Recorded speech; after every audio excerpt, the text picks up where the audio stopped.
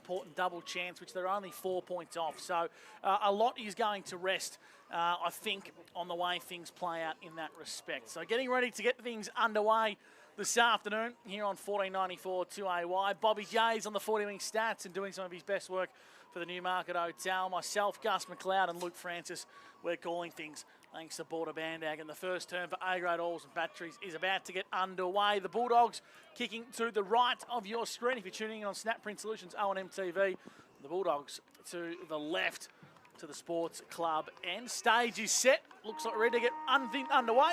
And let's go to Luke Francis on O&M Live. Nugent versus Kotzer in the ruck. Kotzer, nice tap to Broomhead, down to Rigoni.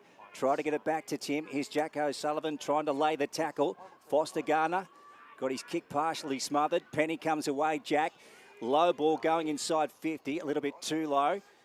Play goes on. Cooper McIntosh lost his footing. We might see a bit of that this afternoon. Fisher dishes it out to Kotzer. Back to Callum, who couldn't quite grip the footing. Jack O'Sullivan off the deck. Matt Gardner to Broomhead. Back to Fisher. Jet Cassidy came in. Free kick given away to the Hoppers. So they will win it through Callum Fisher. Rigoni wants it short. They man him up now. So here goes Callum. Long ball going inside 50. Big contest and good mark to Kotzer. Bobby, I love the hands. 35 out. Great start. Yeah, the big fella's had an influence already. He's won the centre clearance and he's had two influential touches early doors with a handball to his midfielders and then drifted forward to expose the height differential he's got between himself and Zach Nugent. So this is a perfect start for a heavily focused contest today in that ruck area. Yeah, that'll give him a real booster shot of confidence.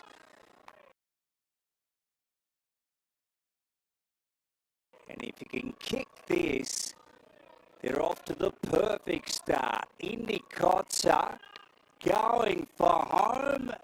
He's missed it. So a minor score.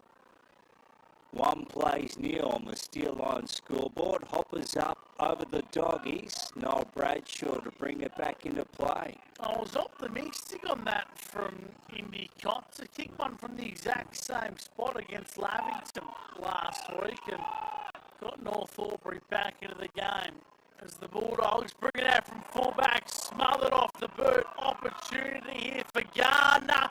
Snap on goal. It's a costly error from the Dogs. And Noah Bradshaw is going to get told all about it here by North Albury. He kicked it straight into the man of the mark as he played on.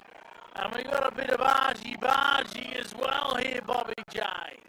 Yeah, a little bit of... this is what you get for missing the goal. I don't think that's too much, but there seems to be a little bit going on. Still, Bradshaw and a few others are just making acquaintances, and Tommy O'Sullivan, who flies the flag quite regularly for his teammates, is in there helping out as well. Yeah, well, that's unlike Noel Bradshaw to kick one out from fullback like that, but he's awake now. The boys getting into it. The important 4 points up for grabs today. Round 12 of the O&M. The North Albury Hoppers 3-8, sitting 8th on the table. The Wodonga Bulldogs 7-4. As we said, trying to hold down 4 spot. Broomhead over it. Fighting away at ground level. Here's Wilson, dishes it out beautifully to Isaac Cassidy. Tom O'Sullivan. Here's Noel Bradshaw.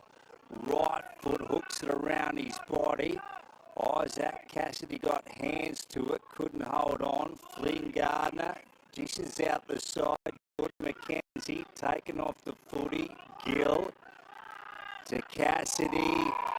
Taken across the line by Jordan McKenzie. Rigoni gets over there to congratulate him. And we're going to have a boundary throw-in. So centre wing, broadcast side. On an overcast day in North Albury.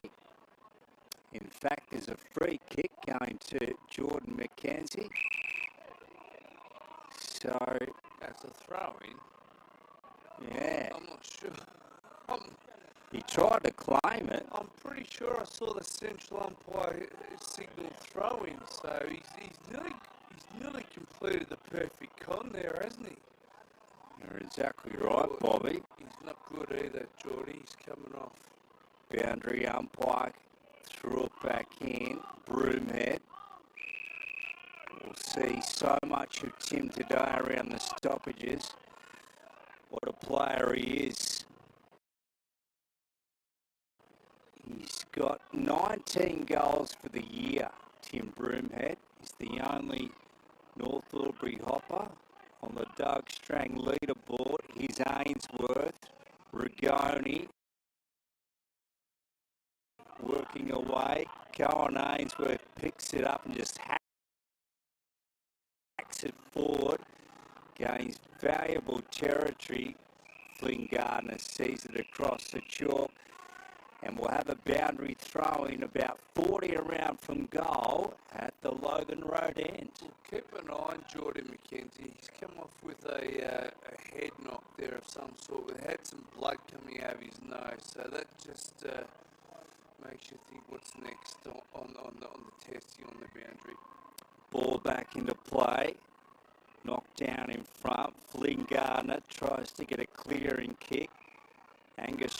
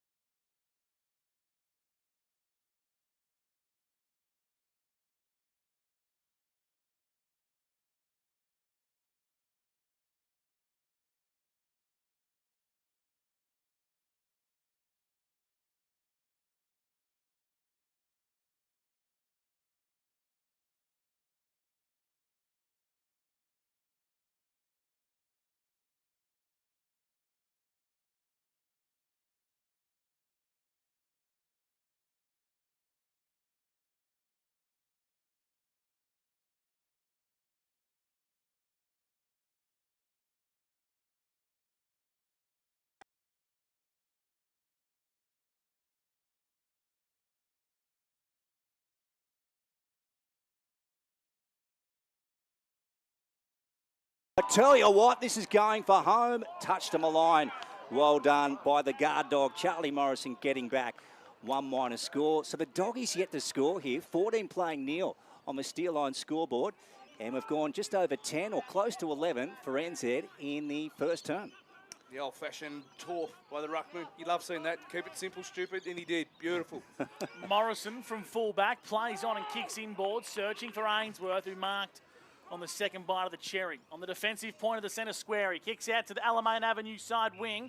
Pope applied some good pressure, but Garoni Hudson got there in the nick of time. Gee, that's going to be a mouth-watering battle today. James Pope and Hudson Garoni. Garoni's got it on centre wing as he props the ball up towards half forward. Cullen's got the front spot, takes an intercept mark, and he's got it in front of the scoreboard side here at Bunton Park. 14-0, the doggies lead for Steel Line. Or the Hawkers lead, sorry, Lukey. And Darcy right down the Alamein Avenue side. Harrington going after it, won't get there. And again, we'll get a boundary throw in. Rightio, Bobby, let's have a look at those 40-wing stats. Yeah, just an interesting one that's popped up already, lads, is that the North Albury Hoppers have had 4 intercept marks, all in that back 50, the defensive 50. So Wodonga have got to find a different way to get inside that forward 50.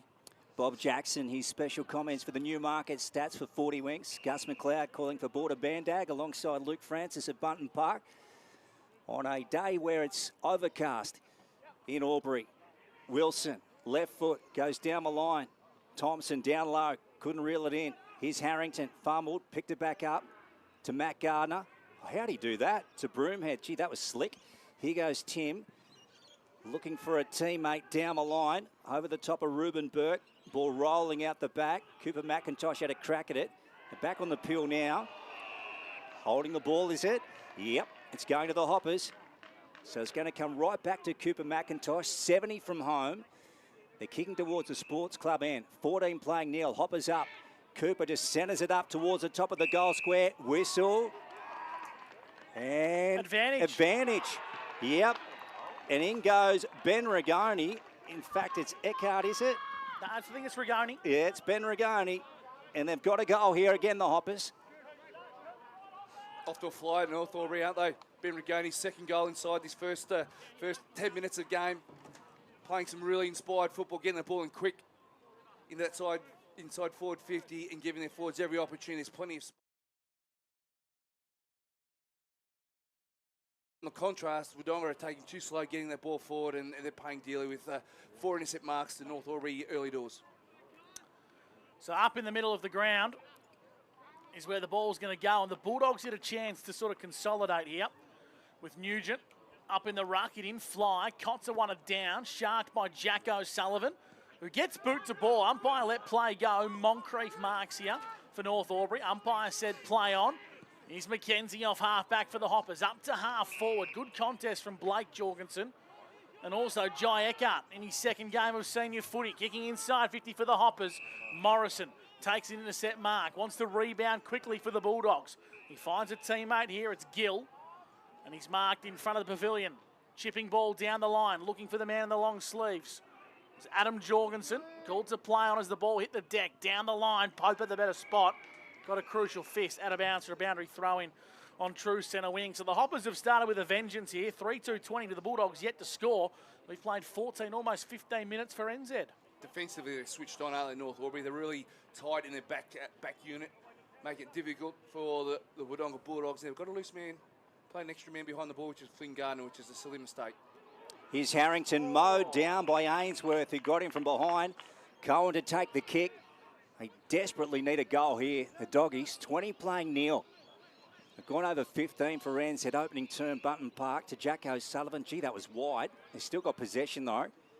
65-70 out. In goes Jack. Be looking for Hudson Garoni. Matt Gardner. Adam Jorgensen tries to fight his way through. Pops a handball up. No one there. Moncrief. A clearing ball by Pope. Falls into the hands for Cohen Ainsworth. Plays on. Stabs it back and is missed. A behind. 20 playing one. So there's the Doggies' first score. We're going 15.5 for NZ opening term. That looked good from here to me, Bobby J. I thought Lukey was going to call a goal. Yeah, I'm not sure why Cohen played on. It must have been touch off the boot. Otherwise, he had a shot 30 metres out, dead set in front. It did look like it had the left footer's arc on it, didn't it, there, Luke? You must have had the seam the wrong way and it didn't swing enough. Yes. How's Flynn Gardner got to go jump the fence and get his own pill? Yeah. Bit Bush stiff. footy. Bush footy, Bush broadcasting. He's had 5 early touches for 40 winks too, Gus. He started really well. This guy's a star. Not in the making, just a star. Flynn Gardner at fullback sends the Hoppers out to the clubroom side and flying is Indy Kotzer. What a great start he's had to the opening term. He'll be a contender for the quarter's best here on O&M Live. That's for sure, thanks to Atondo Holmes as he plays on and chips one down the line. Mark has been taken. What's your best on the 40 winks, Bobby J?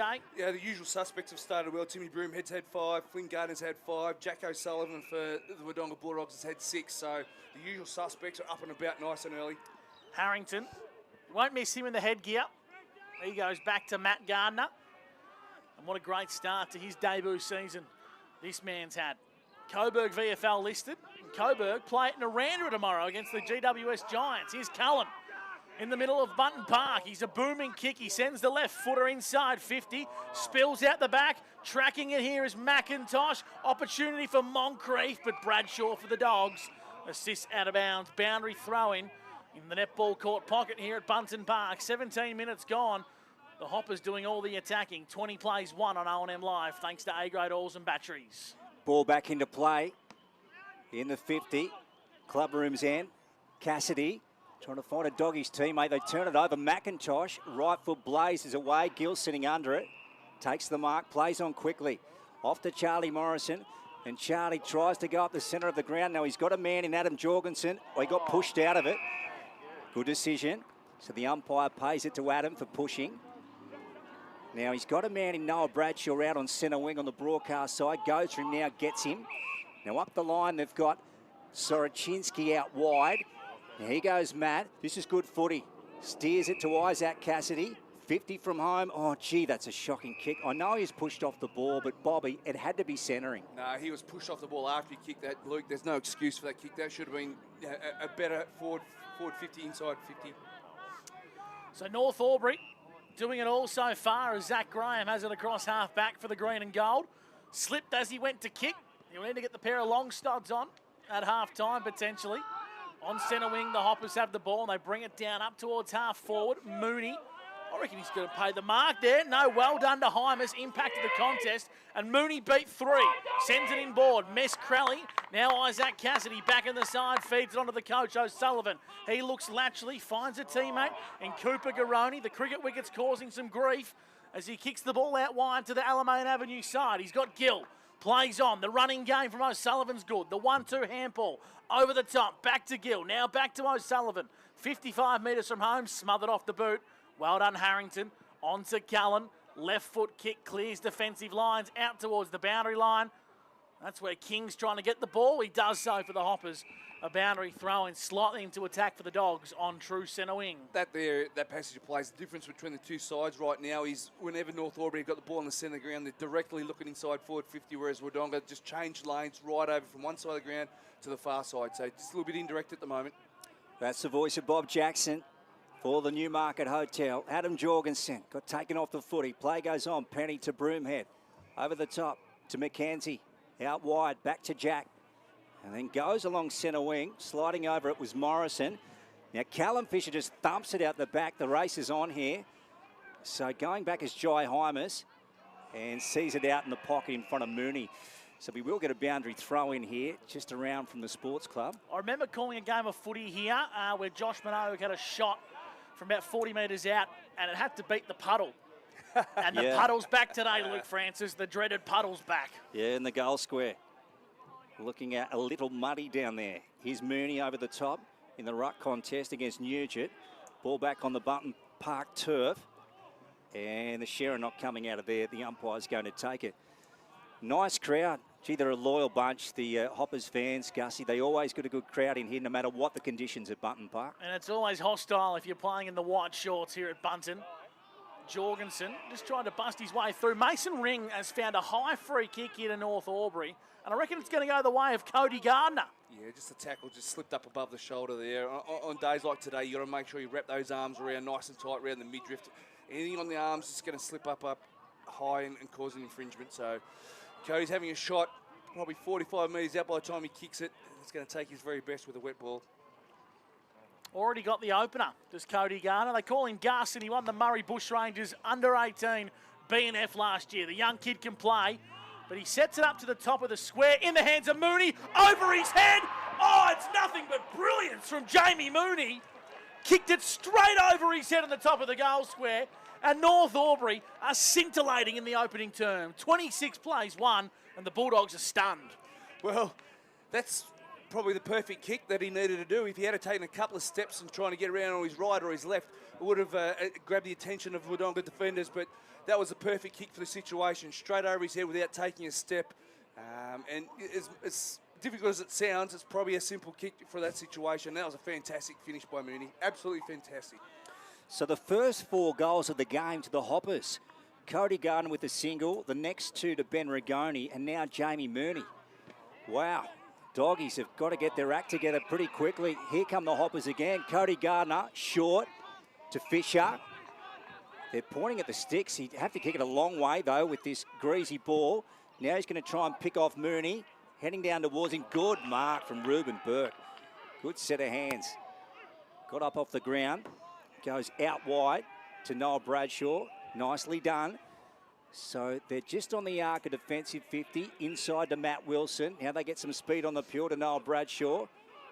Gets it back to Tom O'Sullivan. To Matt Soroczynski. Gee, they've worked this out well. The Doggies fantastic footy. Down the line to Cooper Garoni and then back inside to Tom O'Sullivan. Short ball going inside 50. Matt Gardner. Jet Cassidy searching for it. Tom O'Sullivan. She's a good follow-up player. Matt Wilson, here's a go.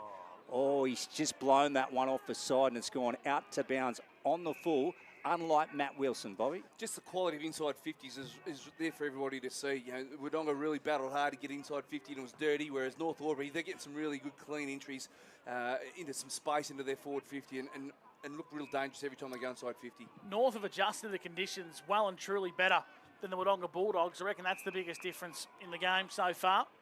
Gardner's kick out of defensive 50 went straight to Ruben Burke, or Hurricane as Bobby J calls him. And he sends it inside 50 for the Dogs. They need a flyer. Back of the contest, Tommy O'Sullivan assisted across the boundary line by Jack Penning. And we'll bring the ball back into play in front of the steel line scoreboard, which has North Albury in front, 4-2-26. So Wodonga Bulldogs 1 behind. We've played 23.5 minutes thanks to NZ. Gus McLeod for Border Bandag. A boundary throw in. 35 around from goal. Logan Rodan. Kotzer got a knockout. Broomhead with a long clearing ball. Backward of centre wing. Burke got up high. Couldn't hang on to the footy. Ball on the turf. Players trying to search for it. Daly got it away to Burke at the back of the contest. And they send it right down towards the forward flank. Fisher dropped the mark. Soroczynski picks it up. Dishes out the side to Greenhill. Centering kick. They want the corridor to Noah Bradshaw. Now he's got Gill on this side. Kick smothered. Had to do better in that situation, Noah. And now it's going to be tied up here, right of the centre, and the umpire will take possession. Great smother from Darcy Cullen, Bobby J. Yeah, it certainly was. Wodonga got the ball exactly where they wanted to, and they fluffed it up again. They've got some real... quarter time can't come quick enough for Wodonga. Kotzer won it from the ruck contest, put it to the advantage of Rigoni. Now joining in the action at the back of the contest was Peppers Campbell. Graham across half back down the line, worked under the ball, was Indy Kotzer. Now Jack King comes off his line, gets the ball back on the half forward line. Moncrief for the Hoppers on the right boot. It's a well-weighted pass. Impacting was Thompson. And Daly made a big impact as well, out of bounds on the full. It's going to be a free kick to the Dogs in defensive 50 with Ollie Greenhill. Bobby J, what's happening on the stat sheet inside 50-wise? Yeah, North Albury, that's the 11th inside 50 for the day, and they're really productive, aren't they? They've had 6 shots at goal. Now, well, they was out of bounds on the full, so they've pretty much had 7 shots on goal from their 11 entries, so they're really productive when they go inside their forward 50. Yeah, if you've just joined us, the Hoppers lead by 25 points in the opening term. We're getting close to quarter time. First one is for A-grade Oils and Batteries. Here's Tom O'Sullivan. Just outside defensive 50, try to pick off one on centre wing. Bradshaw, head over the footy, players tearing in for the peel. Gardner, nice work. Now he needs some support. Holding the ball, the umpire said. So it's going to come back to the Doggies. Noel Bradshaw to take the kick. Let's see if they can get one before quarter time. Very wide for Spiteri, who's been quiet in the opening term. Foster Garner with a big fist. Ball rolling towards the chalk. Can they keep it in? They can on this occasion. Campbell, short ball to Penny. Nicely worked to Ralph. Back over the top. Isaac Campbell again. Short ball again to Jack Penny, getting run down. He's gone there, got it away one-handed. Umpire let him off the hook. He's Isaac Cassidy. Jet Cassidy. Gee, they're working in close. Gill getting a hand to it. Nice work to Burt. And he thumps it down the line. So they gain some territory. And this ball over the back. Jordan McKenzie close to the line. Taken across by Adam Jorgensen. Bobby J, thanks to the Newmarket Hotel. Yeah, just lacking a little bit of system going forward. Jack O'Sullivan's had the 9 touches, really working hard for the Wanderoo Bulldogs, but they just seem to lack efficiency moving forward, don't they? They turn the football over nearly every time they get it. Inside 50, crunching tackle from O'Sullivan. North Albury thought it was a push in the back. Rigoni had one arm pinned. Umpire said holding the ball. A little bit stiff, but it was very clever from the Wodonga Bulldogs. They pinned one of his arms and he had no way to dispose of the football. It's going to be a free kick to Jack O'Sullivan, the co-coach. And this is a big, big kick in the magnitude of this game, Bobby J. Yeah, he's almost dead man walking, wasn't he, Ben Rigoni? He was on his knees and had one arm pinned, and it was just a matter of time before the umpire blew the whistle and paid the free kick. So the inevitable was a free kick to Wodonga, and the coach has had a great first quarter, really needs to get his team back in the game here. He'll kick from 40 with a wet Sharon on a slight angle to the Logan Road end. Jack O'Sullivan after the siren. Right foot kick. It's fading left and it's across the face and it's a minor score. So at quarter time here on O&M Live, it is all North Albury. They lead 4-2-26 to the Bulldogs, just 2 behind on the Steel Line scoreboard. We'll take a break here on O&M Live where you won't miss a thing. A.T. Jones, your local...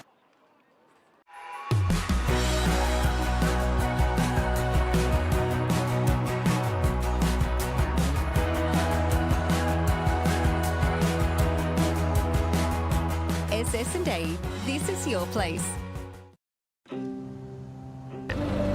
All right. I love you. Have a good shift. The all-new Nissan Navara, built for the grid shift. What's your future look like? Where do you want to be? Whatever it looks like, with GoTAFE, you've got this. Get real skills for real jobs and careers right now. Search GoTAFE today. The Ovens and Murray Football League is proudly sponsored by Opal. Thinking packaging? Discover Opal.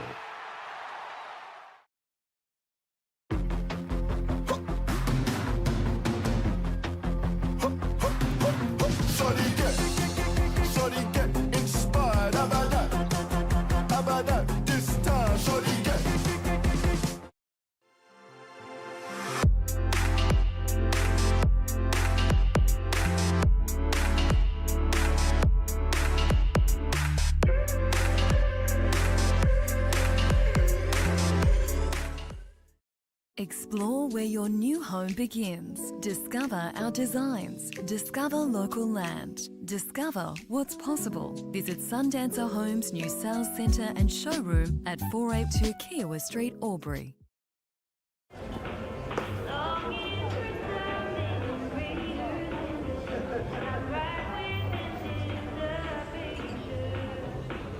I reckon I'll go mid. Carlton Dry 3.5. Embrace the mid.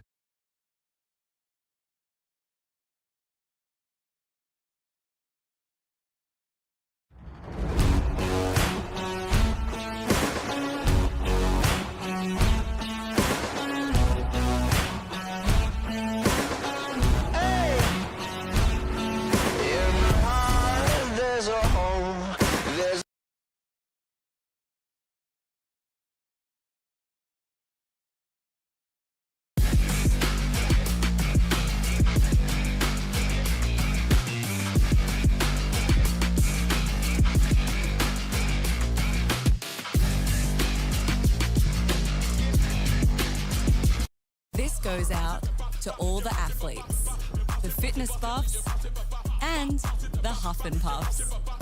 On your marks, get set. Find your perfect fit at the athlete's foot. What's your future look like? Where do you want to be? Whatever it looks like, with GoTAFE, you've got this. Get real skills for real jobs and careers right now. Search GoTAFE today.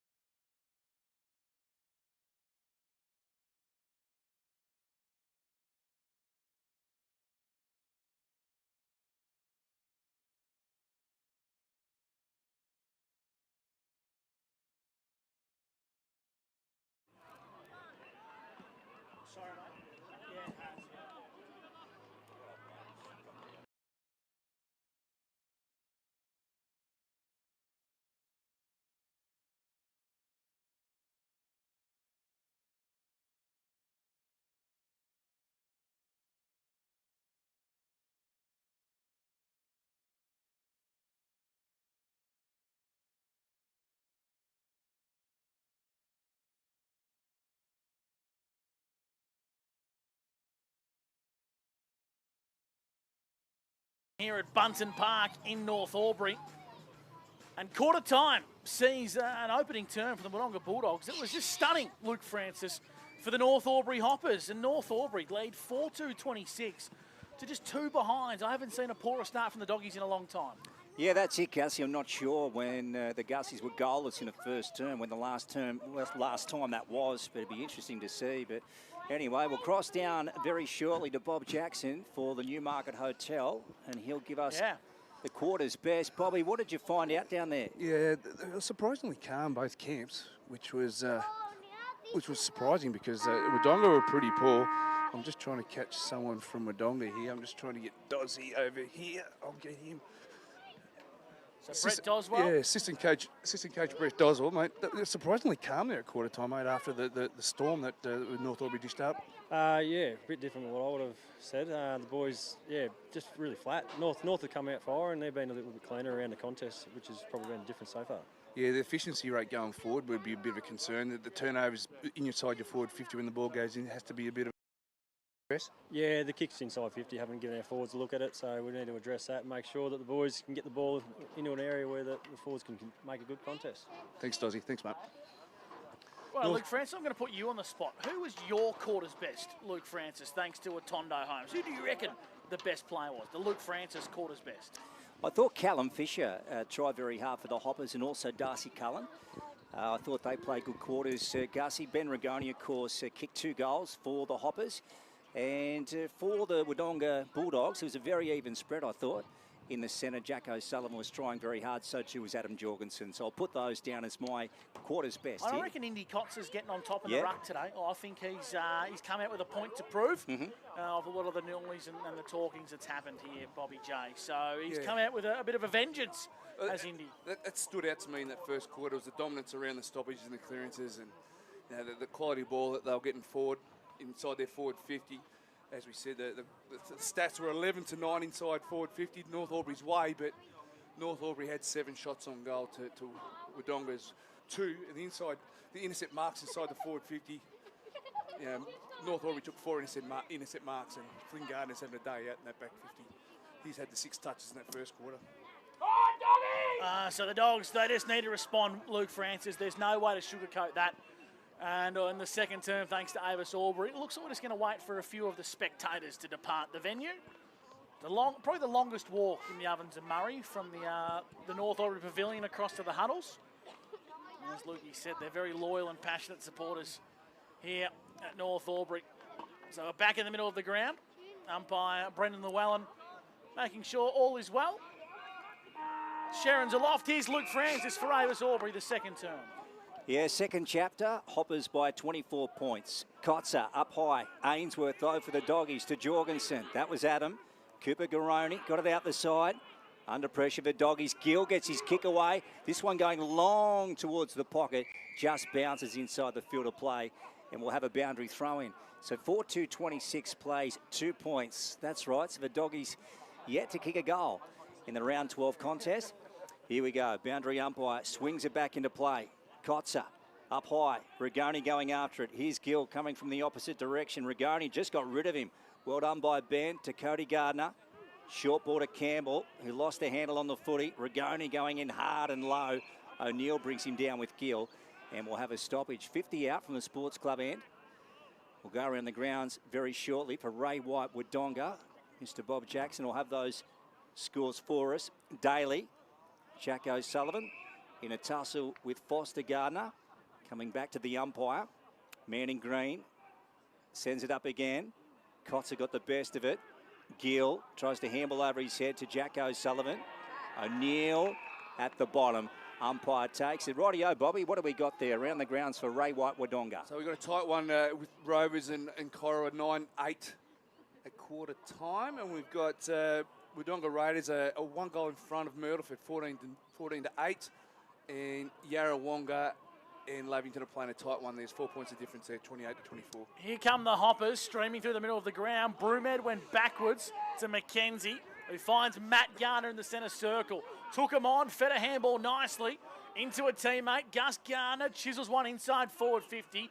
Running back here is Jorgensen. No, in fact, it's Soroczynski, who's got the number 1 cut all over his Soz. He feeds the ball out wide. It's a turnover, and it's going to come back. Indy Kotzer for the Hoppers, inside 50, not Indy's best kick. And Ruben Burke takes another intercept mark for the Dogs. Inboard, Matt Wilson on the defensive point of the square. This is a guy the Dogs need to turn to, Bobby J, to get a bit of a spark. They certainly do. He's the barometer for the Wodonga Bulldogs, and he's their link man out of the defensive 50 through the middle of the ground as well. So he's really important to the fortunes of the Wodonga Bulldogs, and they need him to fire to get him back in the game. Here's Ruben Beck, true half-back for the Doggies, developing by the minute, this guy. And he goes with a 40-metre kick right down the line, but into the hands of Indy Kotzer. So Indy, he's playing a good game so far today. To Matt Gardner, drilling ball, good hands from Isaac Campbell. Now, in fact, it's Angus Corelli out there. Here goes Angus, the former Leeton Crow. Goes with a 25-metre kick to half forward. Cooper McIntosh got taken off the footy. He wins the free kick from Ruben Burke. So Cooper, 70 out from home. The Hoppers searching for their 5th goal. They lead by 24 points. Second term for Avis Aubrey. And he goes in, Cooper, looking for Jamie Mooney. Ball at bootlace level. Jorgensen in there. Rigoni also comes out to Ainsworth. Here's Cohen. Handballs off to Soroczynski. Back to Cohen Ainsworth. Good footy. Over the top to Jet Cassidy. Here come the Doggies. And it's a brick wall of North Albury Hoppers affront of the Cassidy boys. And now Cohen Ainsworth's got a lot of work to do. Umpire's whistle in mouth, and he's going to ball the footy up. They're really struggling with their transition play. It's normally the Bulldogs' one wood is their run and carry hand.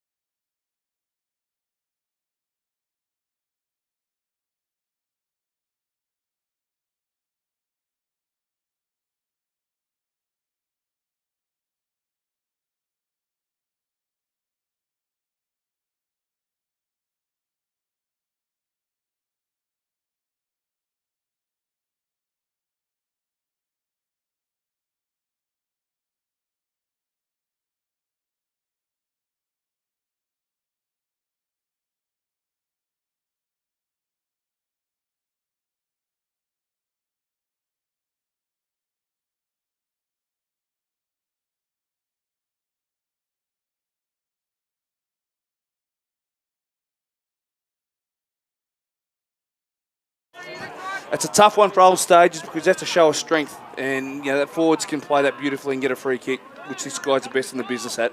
I've just had a look on the replay, and I reckon umpire Ash Broughton got that one right.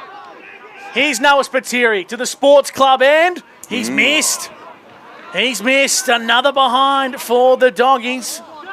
They need to capitalise on their opportunities. It's a 23-point lead to North Albury for C&V Truck and Bus. Yeah, they're still without a goal, the Maroon and White. We've gone 4.5 or 5 now in the second term, thanks to Wenshead. McKenzie coming out. Good kick. Found King, and they go up the line of the centre. Cody Gardner takes the peel, just left of the centre circle. Crelly on centre wing for the Hoppers, inboard to Broomhead. Nice work. Now he's got a free man in Darcy Cullen out here on the wing. He ignores him. He goes out to the Alamein Avenue side. So they're about to move it now through Jack King. On to Matt Gardner, and he goes for home with a long one. Has Cassidy got back in time? He has. Jet touched it through for a minor score. 27 playing 3 here. Hoppers up over the Doggies on the C&V Truck and Bus scoreboard. We're in the second term at Button Park on O&M Live. Certainly are. Bobby J, what's your best on the 40 Winks? Yeah, well, Ruben Hurricane Carter's had a really good start in the second. He's had 5 early touches to this quarter, and he's, like you said, Gus, he's had 3 intercept marks to go with it. The Bulldogs opting to run it out of defence. It started with Charlie Morrison, and now they've got it up to Adam Jorgensen. Are we taking Jorgie's numbers, Bob? Yes, this is 6 for 40 Winks. He needs to get really busy and put this Bulldogs team on his back like he so regularly does. He opts to chip one over the top. The Dogs could have raffled it. In the end, it's going to be Ainsworth. Back onto Jorgensen. Here's his 7th 40 Winks. Handballs over the top. The running game's breaking down here. Jorgensen hacks it forward, gets it back off Gill, and he dribbles one inside forward 50. Spiteri and Gardner. Well done by Flynn. Sees it out of bounds in front of the canteen here at Bunton Park for a boundary throw-in where the Hoppers still lead 27-3 in the second term for Avis Aubrey. What are you seeing in this game so far, Bobby? the link work of Wodonga slowly but surely getting back, but it's slow motion. That was slow motion down the far side. They're renowned for their speed and their quick link-up work, so they've got to get some pace on the ball. Knows his footy. Bob Jackson for the Newmarket. Here's Crowley to Rigoni. Bent up the line. Good kick to Fisher. So they're on true centre wing. Alamein Avenue side. They lead 27-3, the Hoppers, thanks to CMV Truck and Bus. Now he goes to Truth centre half foot. I don't know about that kick. Had so much air in it. Cassidy couldn't reel it in. Nice work from Greenhill to get it back to Cassidy. On to Noel Bradshaw. Back this way to Tom O'Sullivan. He's gone. Matt Gardner had him. Greenhill. So they somehow get out of it. Isaac Cassidy inside ball. Beautiful hand pass to Matt Wilson. Now they need something out of this. Garoni. Gee, that's good work from Hudson. Great forward craft, Bobby. Yeah, it certainly was. And that's their first mark inside 50 for the quarter. You know, the quicker ball movement, pace on the ball, it gives a player like Hudson Gurney just a little bit of an opportunity to find some space, and look at the result. A good kick to space, and a player like this, he only needs a little bit. But it's good to see some urgency from Cohen Ainsworth. I've combined his names there, Cohen Ainsworth, and he's really put some pace on the ball. Hudson Garoni has kicked 41 goals for the year. Second on the Doug Strang leaderboard. Make that 42. And the Doggies get there first for the day. 27 plays 9 on the CMV Truck and Bus scoreboard. He's very much the barometer, isn't he? Once he gets up and running and kicks a goal, he celebrates accordingly to bring his teammates into the game. They really need to sharpen up around the ball. Indy Kotz is going to school on the...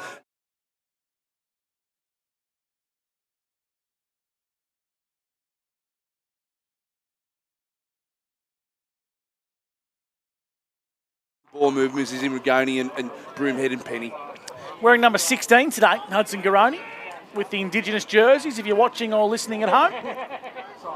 Up goes the ball in the middle of the ground. Kotzer, another tap of the ball, just lands dead in its tracks as the mud pulls things up. Burke handballs over the top to centre wing on the broadcast side. Riley Gill kicks down the line. Cullen, good hands. He's a good player, an underrated player, I reckon, this guy, Darcy Cullen. Big booming left foot kick too. And that's what he does. He sends it long down the line to a contest. Indy Kotzer rose high, brought it front and square. And now Matt Wilson handballed over the top, but it was smothered. Penny, and it's going to be out of bounds for a boundary throw in. Smack bang on centre wing. Bobby J for the Newie. Yeah, Matty Wilson's getting to work in his second quarter. He's had 5 touches so far, but Cohen is he's an old-fashioned socks up to operator, isn't he? I like the way he goes about it. Kotzer, 2 hands down. Bradshaw down low. Scoops it up. Here's Penny, though, stealing the footy. Cody Gardner, low ball inside 50. Wasn't a great kick. They contested down there. Jai Hymas squeezes it out the side. And here's Matt Soroczynski in pursuit of the Sharon. Harrington after him. Nice work from Soroczynski. Got it to Charlie Morrison. McKenzie coming in, though. So here's Jordan, and he swings it in. Gee, that was a good kick, finding Harrington. 55 out. Will goes with a low ball. Turned over. That man again, Ruben Burke, is starring in the second term, as Gus McLeod said earlier on. And it's brought to you by Avis Aubrey. Ruben, broadcast side to Jai Hymas. Gee, they look like brothers, those two, Bobby. Don't they? To Noel Bradshaw. Yes, I do. I love that, Lukey. Across half back, Ainsworth. That's his cut. No. The Cassidys. Cassidy's, my apologies. It's all a family affair at the Bulldogs anyway. Here's Gill, chipping one inside 50. Nice work, and getting some separation was Hudson Garoni as he took a chest mark in front of Pope. 40 metres out, 45 metres out, big kick. Better movement, isn't it? Better ball movement by the Bulldogs there. A bit more controlled, getting a bit more space. They're working a bit harder through the middle of the ground. Yeah, North Albury, really disciplined in their defensive setup, so they need to be smack on with their disposals today, Wodonga. Tough kick, this one, with a bit of give in the service. He'll have to kick at 55. He arcs around, makes good connection, but it's very much to the left. And it won't trouble the scorers. It's out of bounds on the full. And Matt Gardner is going to bring things back into play in front of the sports club. So goals in the opening term, only 4 of them. All to North Albury. Gus Gardner, 2 to Rigoni, and Jamie Mooney, and now Hudson Garoni has brought the margin back to 18 points. For Border Bandau, you with Luke Francis on OMFNL Live. Matt Gardner from the back pocket. Oh, gee, trying to pick off a really dangerous kick up the corridor. Now here's Adam Jorgensen. They go in with the low ball. Well done by Harrington to chop it off. Here's Will. in the headgear. O&M Live, 14.94 2AY. Round 12, of course, down the road. It's the Wang Magpies versus the Albury Tigers at Norman's Oval. That one on our sister station, 102.1 Edge FM. Here's James Pope. 60 out defensively. Goes in with a short one to Cody Gardner. Now, the Doggies have got them hemmed in here, Bobby. Yeah, they've set up well, haven't they? Making them go around. Back to Angus Crelly. Back pocket. And he's going to come out for the switch to Flynn Gardner. So what can they work forward here? He goes towards Foster, his brother. Play goes on. Well done by Foster to keep control of the footy. Matt Gardner breaks away. Now, what's he got up the line? Oh, gee, that's an ordinary kick.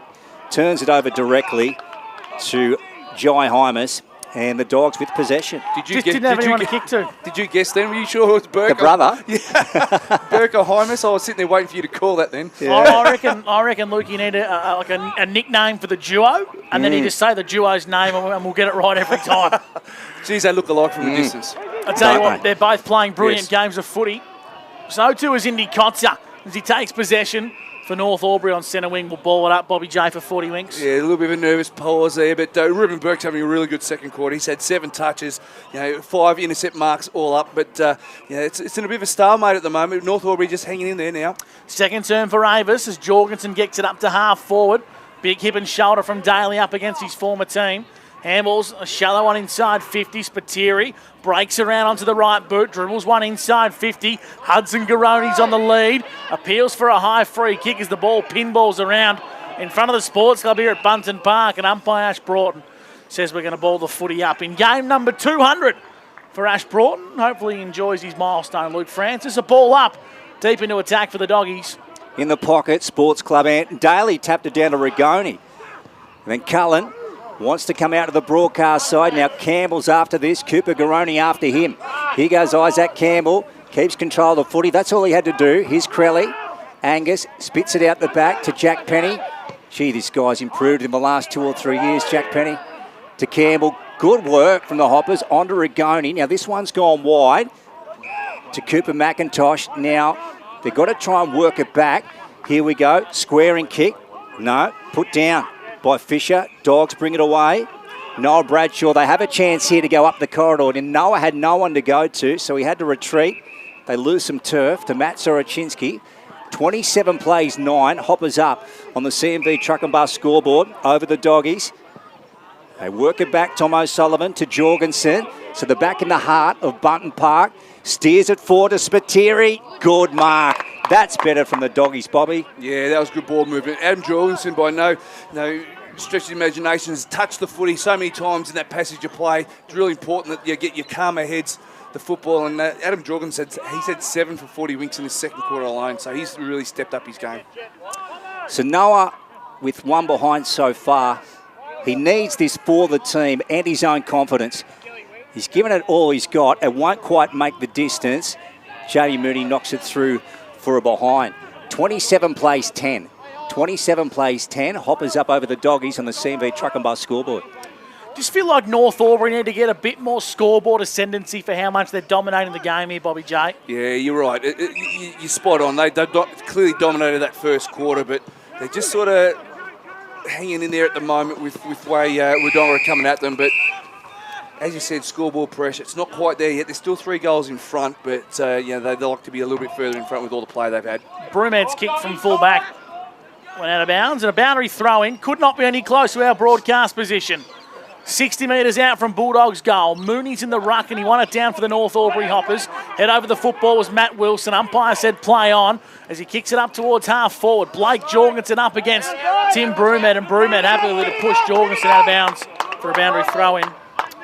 We'll go around the grounds with Bob Jackson. Yeah, a low-scoring affair between the Rovers and Coral. It's 18 points to 8 there at John Ford Oval. We've got some technological difficulties at Wangaratta as we get a stoppage inside forward 50. Jorgensen got taken high. Umpire was blindsided. Those around the grounds brought to you by the team at Tondo Homes. 1 point the difference with Lavington in front of Yarrawonga, 28-27. And Myrtleford, Wodonga Raiders, a goal in front of Myrtleford, 14 points to 8. And once again, another stoppage here at Bunton Park. It's all North Albury, 27 plays 10. That's on the CMV Truck and Bus scoreboard. Repeat stoppages here, the flavour across the last few minutes. Head over the ball there is Ralph, and once again, another stoppage. Let's see if you can get a clearance, Lukey. I'll do my best, Gussie. I think that's what they say, don't they? Here's Ralph trying to burst through. He got brought to the turf. Now Blake Jorgensen spits it out to Gill. Right foot around the body. Bouncing, getting back Mackenzie. Oh, gee. Ran into the post. He's okay, though, Jordan. So the Doggies now 11. Plays the Hoppers 27. Quick out from fullback. Cullen charging towards the line, trying to find it, and he will get it. So 70 out from home towards the Sports Club end. We're in the second term. We've gone just over 17, thanks to NZ. Ball about to come back in the play. Mooney in the ruck, up against Nugent. Matt Wilson, left foot tumbling ball. Cullen off to Broomhead. Back to Flynn Gardner. Now they want to come to true centre half back. Well done. Finding Zach Graham. Dishes off back to Broomhead. Now he's going to go for Cooper McIntosh here. It was good running and a beautiful kick from Broomhead. Well done by Burke to get back and spoil the contest. Gill overran the footy. Moncrief, nice work to Weckart. Out the back to McIntosh, to Mackenzie, inboard to Broomhead. So they're basically back where they started. On centre wing, Jack O'Sullivan said it has to be play on. Tim plays on now. He waited for an option to present. Rigoni was there, brought it front and centre. Here's a snap on goal from Angus Crelly. It looks to be across the face, but it's marked in the goal line by Bradshaw. He chips over the top. In fact, it was Isaac O'Neill. And now he's found Soroczynski. Down the line, searching for Matt Wilson. Lost his footing. Gus Gardner mops up for the Hoppers. Inboard, searching for Rigoni. Kick was a bit too hot. Rigoni made it look good. Now Rigoni kicks at the top of the goal square. Where are the crummers for North? Spills out the back. And Charlie Morrison sees it across for a minor score.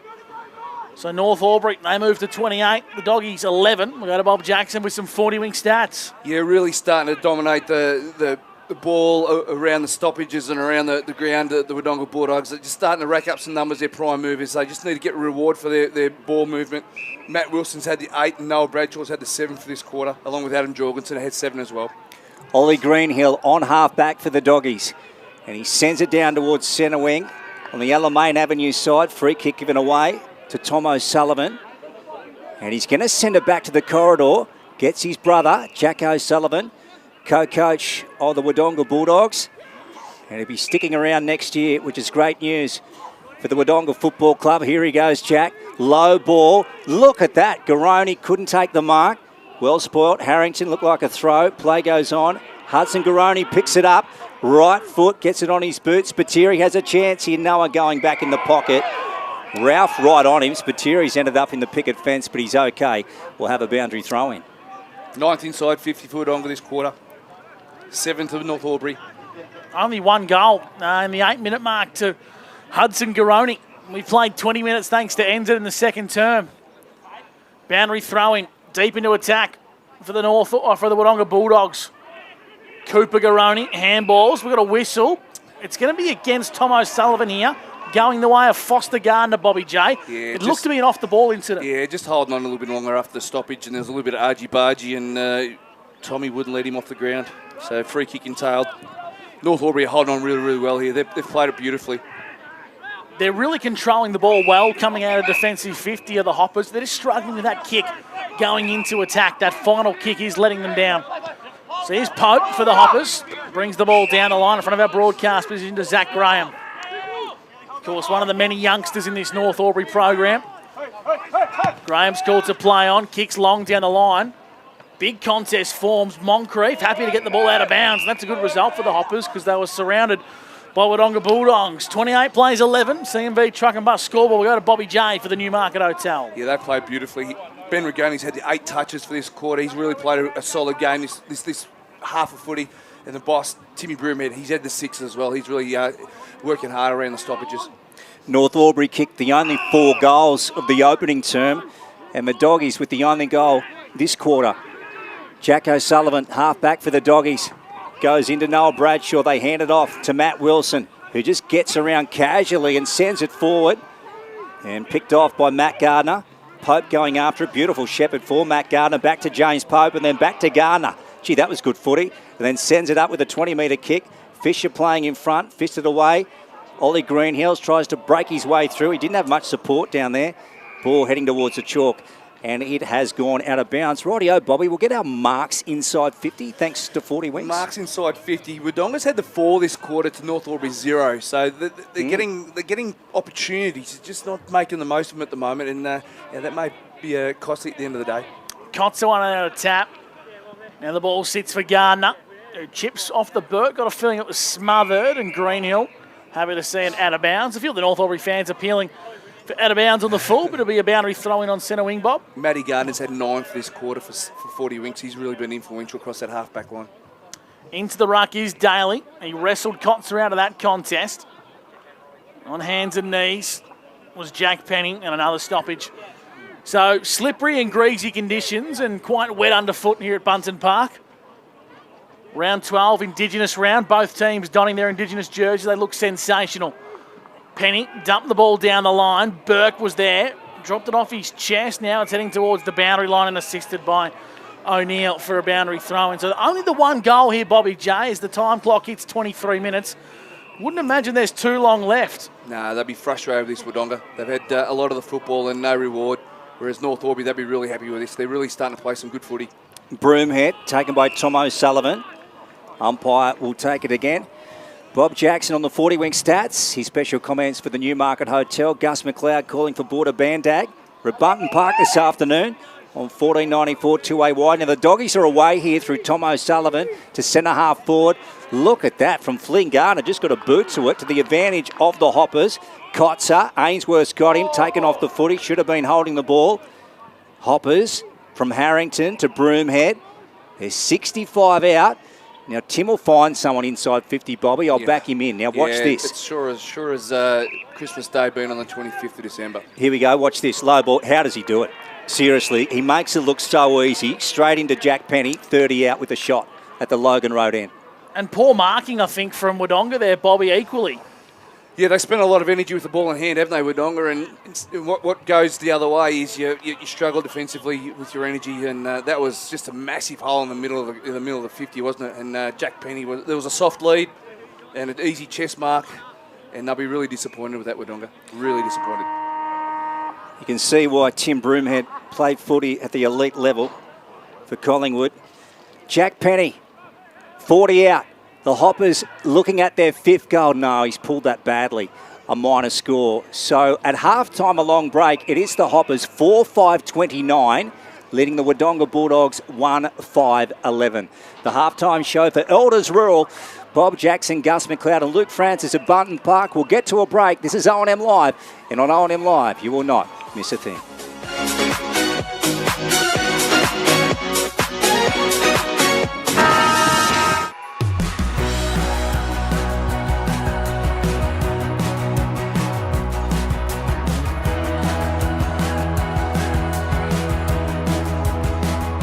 SS&A, this is your place. All right. I love you. Have a good shift. The all-new Nissan Navara, built for the grid shift.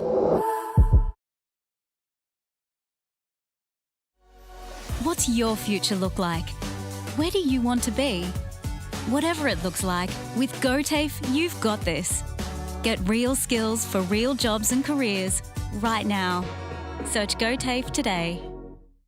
The Ovens and Murray Football League is proudly sponsored by Opal. Thinking packaging? Discover Opal.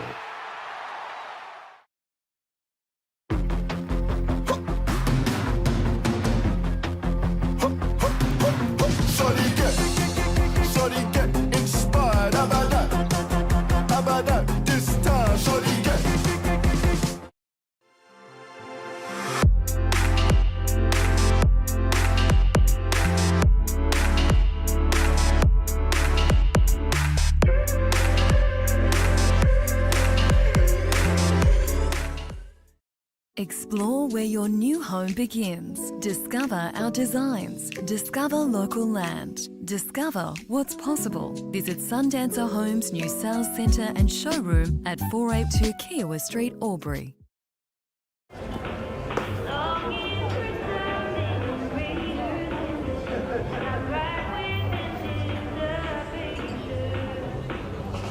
I reckon I'll go mid.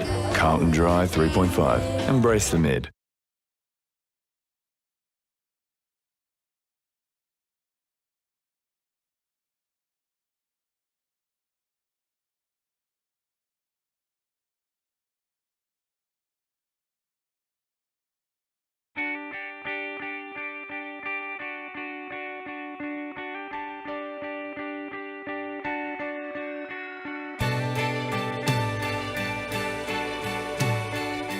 No one celebrates life like you do. At Tobin Brothers Funerals, we're here to help you celebrate the life of your loved one, your own special way.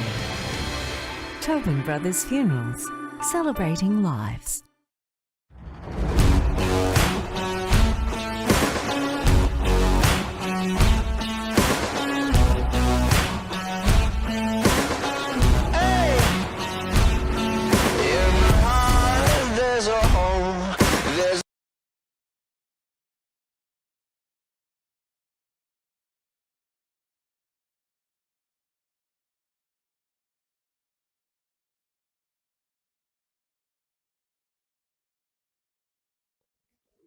Adroit Insurance and Risk, your local insurance advisor, able to tailor insurance programs to support your business. And we're proud to support our local community.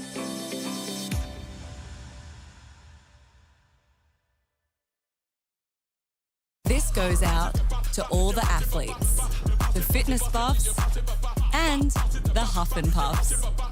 On your marks, get set. Find your perfect fit at the Athlete's Foot.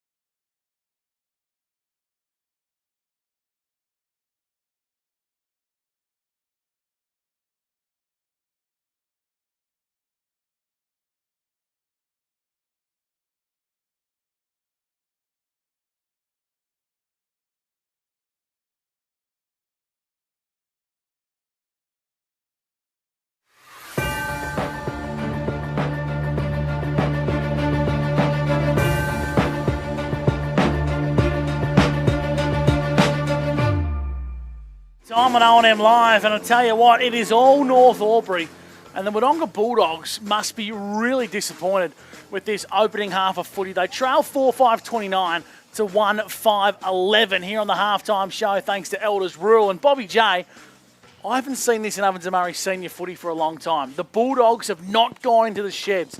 They're staying on the ground. Yeah, I'm not sure the reason behind it. It is a long way across the change rooms, across the other side, and I feel as though they've probably got too many boxes to tick and too many things to talk about to waste time walking across there and back. It is a long way, but they've done this a few times. I think they've done it at Coro as well one day when it was hot early on in the season. I think they sat out in the shade of the gum tree. So I do feel as though they do it every now and then, Wodonga. Luke Francis will join us on the halftime show. Only the one goal for Wodonga to Hudson Garoni. They had some chances, but North Albury, I think it's safe to say, are all over the Bulldogs when it comes to scoring. However, I thought the second term of the Dogs was better than their first term. Yeah, Gussie, usually the Doggies are pretty good starters, but if you've just joined us, in the first term, the Hoppers kicked the only 4 goals of the opening term. Cody Gardner kicked the opening one, and then it was Ben Regoni with the next 2, Jamie Mooney, and then in the second quarter, Hudson Garoni with the single for the Dogs. So what were our inside 50s, Bobby? After what you just said, it was 19 each apiece for both sides. So you feel as though that Wodonga was really dominant with that inside 50, but just thinking of bang for buck, whereas North Albury seemed to be a hell of a lot more efficient going forward. And to see that stat at half time is a little bit of a head scratcher. But the wasteful opportunities through the middle of the ground and moving forward, Wodonga, whereas North Albury, they're nice and clean. Around the grounds, thanks to Ray White, Wodonga, we've got a 10-point ball game at the John Ford Oval. Corowa 8 plays the Rovers 18. That's 2-6 playing 1-2. Myrtleford versus the Wodonga Raiders, 2-2-14 to 1-3-9. The Raiders are in front. Yarrawonga 7-4-46 to Lavington 4-5-29. We are chasing an updated score from that Myrtleford and Raiders game, as unfortunately the live scoring has stopped. And the live scoring didn't even get underway at Wangaratta versus the Albury Tigers, but I can tell you the halftime score is 51-23, 7-9, playing 3-5 after the Tigers led at quarter time. And back here at Bunton Park, it's 29 playing 11. Now, I think some changes need to be made for the Wodonga Bulldogs. Now, they've brought in 3 ruckmen today. They've brought in, 2 players are already in the lineup. Lukey, they've got Thompson and Nugent, and they've brought in Daly across from the North Albury Hoppers via the Murray Bush Rangers. But I think it is safe to say that Inzi Kotzer, I don't think he's the best ruckman on the ground at the minute. I've got him in the top 3 players on the ground at the minute. His impact around the ground is first class, and North Albury's midfielders are getting great use of the ball. What are your thoughts on playing 3 ruckmen on any day, Bobby? No. No?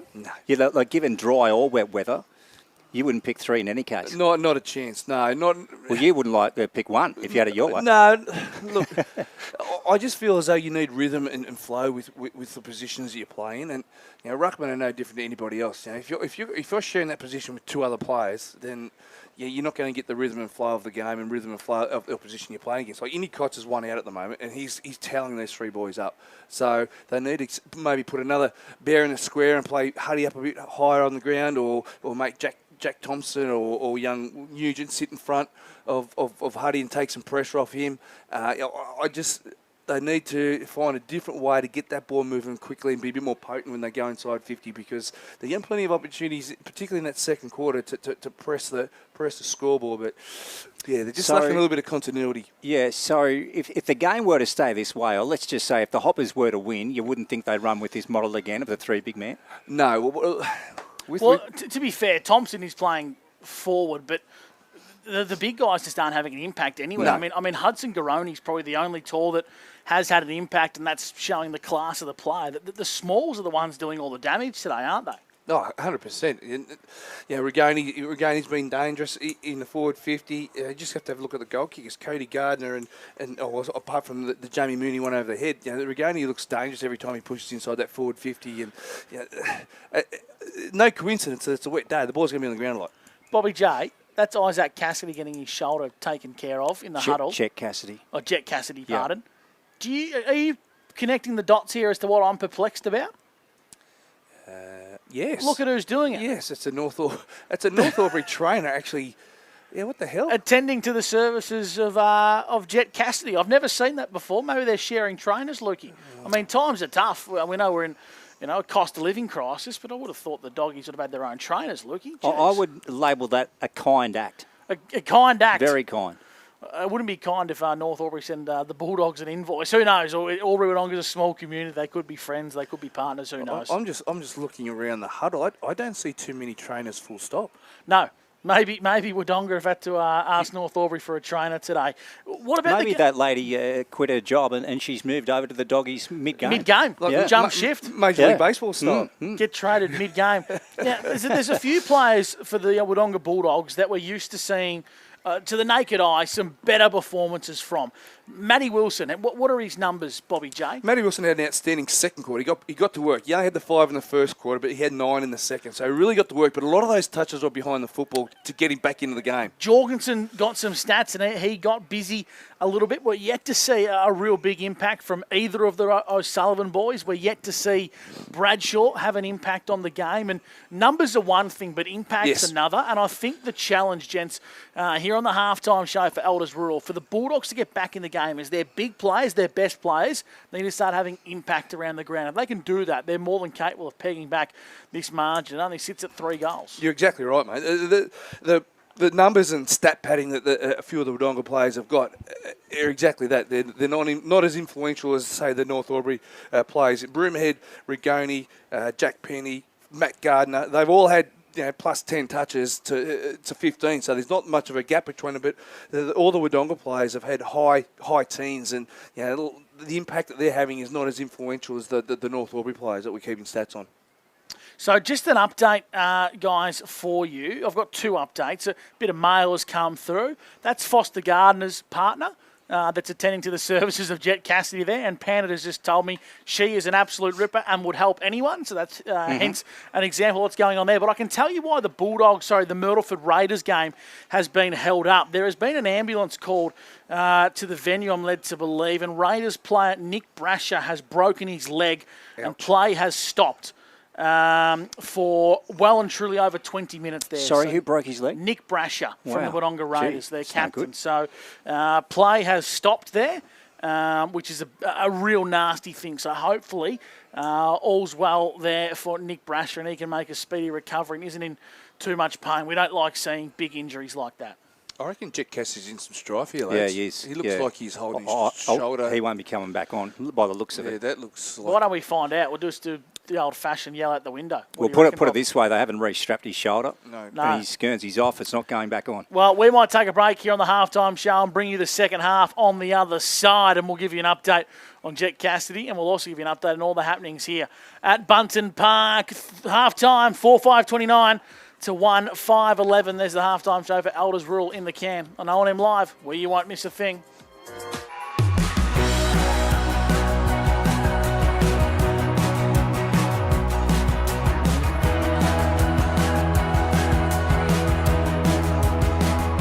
SS&A, this is your place.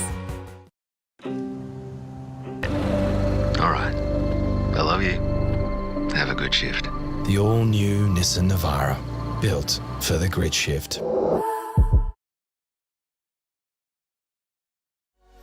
What's your future look like? Where do you want to be? Whatever it looks like, with GoTAFE, you've got this. Get real skills for real jobs and careers right now. Search GoTAFE today. The Ovens and Murray Football League is proudly sponsored by Opal. Thinking packaging? Discover Opal.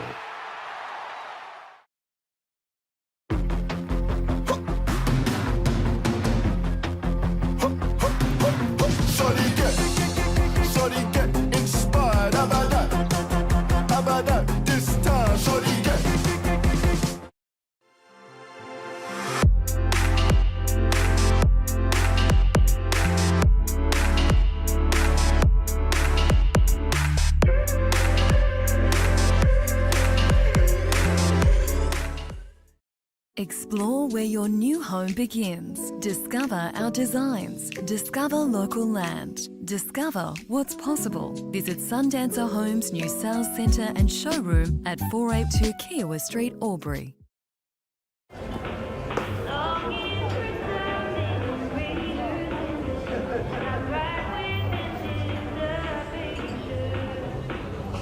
I reckon I'll go mid. Carlton Dry 3.5. Embrace the mid.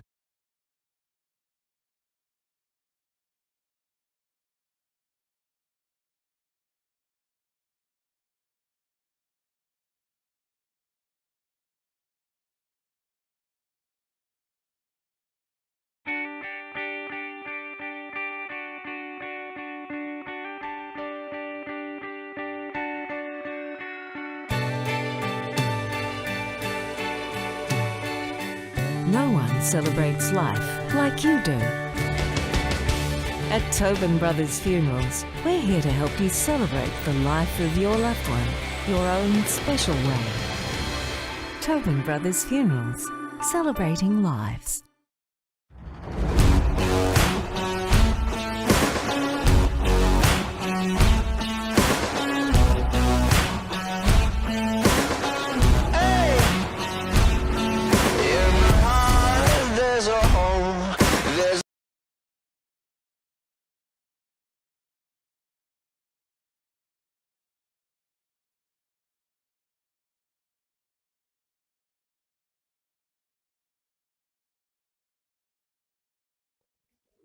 Adroit Insurance and Risk, your local insurance advisor, able to tailor insurance programs to support your business. And we're proud to support our local community.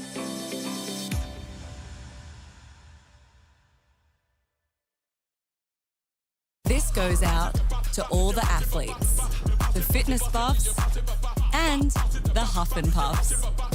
On your marks, get set. Find your perfect fit at the Athlete's Foot.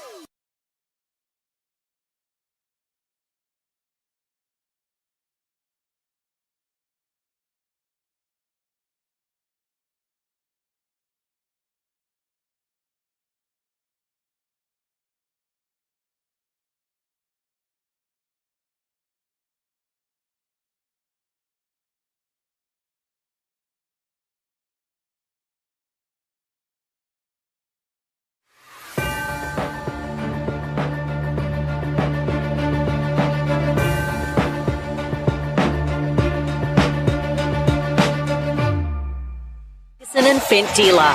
O&M Live on 2AY. So we've just commenced the third term here. It's brought to you by Wiesner's. Ainsworth down low. Penny goes forward towards the arc of the 50. Bouncing ball. And O'Neill was over it. Gets out to Cody Gardner. He flicks it out the side. Here's Crelly. Angus Crelly goes for home. And he puts it through for a minor score. So the margin's out to 19 points. Just over 3 goals. The Hoppers lead. So the Doggies with a bit of work to do here in the second half, Bobby, as Matt Wilson's about to bring it in from full back. They've got to get their act together. Here they go. Here's Wilson. Comes to Jai Hymas. 45 out defensively. North Sports Club end. Left foot. He sends it up towards centre wing. And Cooper Garoni went up, regains the footy, brought down in a strong tackle. Ball back on the turf here, tied up. Not coming out of there, the umpire to take it. And we will have a stoppage. You caught it beautifully there, Lukey. Uninspiring first half. It needs to get a bit of a spark this game, doesn't it? Kotzer bombs it from the contest inside 50, top of the goal square. King socket off the ground straight into the pack. And umpire Llewellyn's found a free kick here to the Dogs. It's going to go the way of Isaac O'Neill, who goes out wide, and he finds Bradshaw across half back. How many for Bradshaw on the 40 wings, Bobby J? That's 17 for the day for Noah. He's racking him up. He's in the team of the year, the rolling team of the year from Bobby J. But the 18th disposal wasn't his best. It missed Matt Wilson with a 10-metre kick, and won the boundary throw in 55, maybe 60 metres out from North Albury goal. Just under 2 minutes gone here for NZ Albury. Here's Luke Francis for Border Bandag. And back into play. Kotzer won the best of it. Penny to Broomhead. Try to squeeze it back to Jack. He just went off the ground. McIntosh couldn't take the footy. O'Neill on his hammer. Ball out of bounds. So just in front of the canteen over there, or the bar if you like, on the Alamein Avenue side, in front of the Hoppers supporters. Boundary umpire about to swing it back into play in front of the flag. It's the Indigenous one today. On Indigenous round weekend, Daly picks it up from bootlace level, dishes out to Wilson on the boot. They try and gain some yards. Campbell's taken the mark though. It's going to be coming back for the Hoppers. 70 out from home.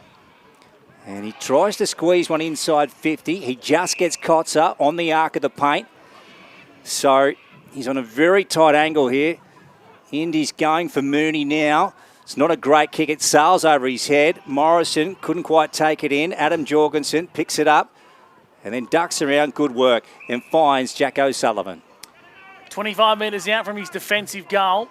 Sports Club end. Jack O'Sullivan goes out wide and he finds Cohen Ainsworth. Revelation in 2026. Youngster with big raps coming into this season. He goes long down the line. Pope flew, got 2 hands to it. Then got the ball to Cullen. Now Gardner. This is Cody. Tackled to the ground by O'Sullivan. The umpire says there was no prior and will ball the footy up.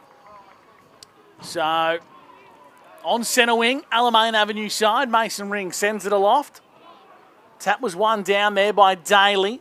Breaking through is Adam Jorgensen for the Dogs. Handball was offline. Bradshaw slides in, regathers the football. Rigoni drives him into the turf. And the umpire says, give it here, we'll ball it up.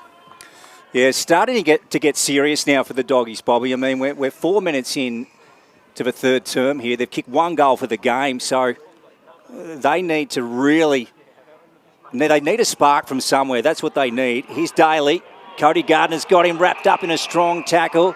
Campbell brings him to ground also. So the Hoppers are going to press again.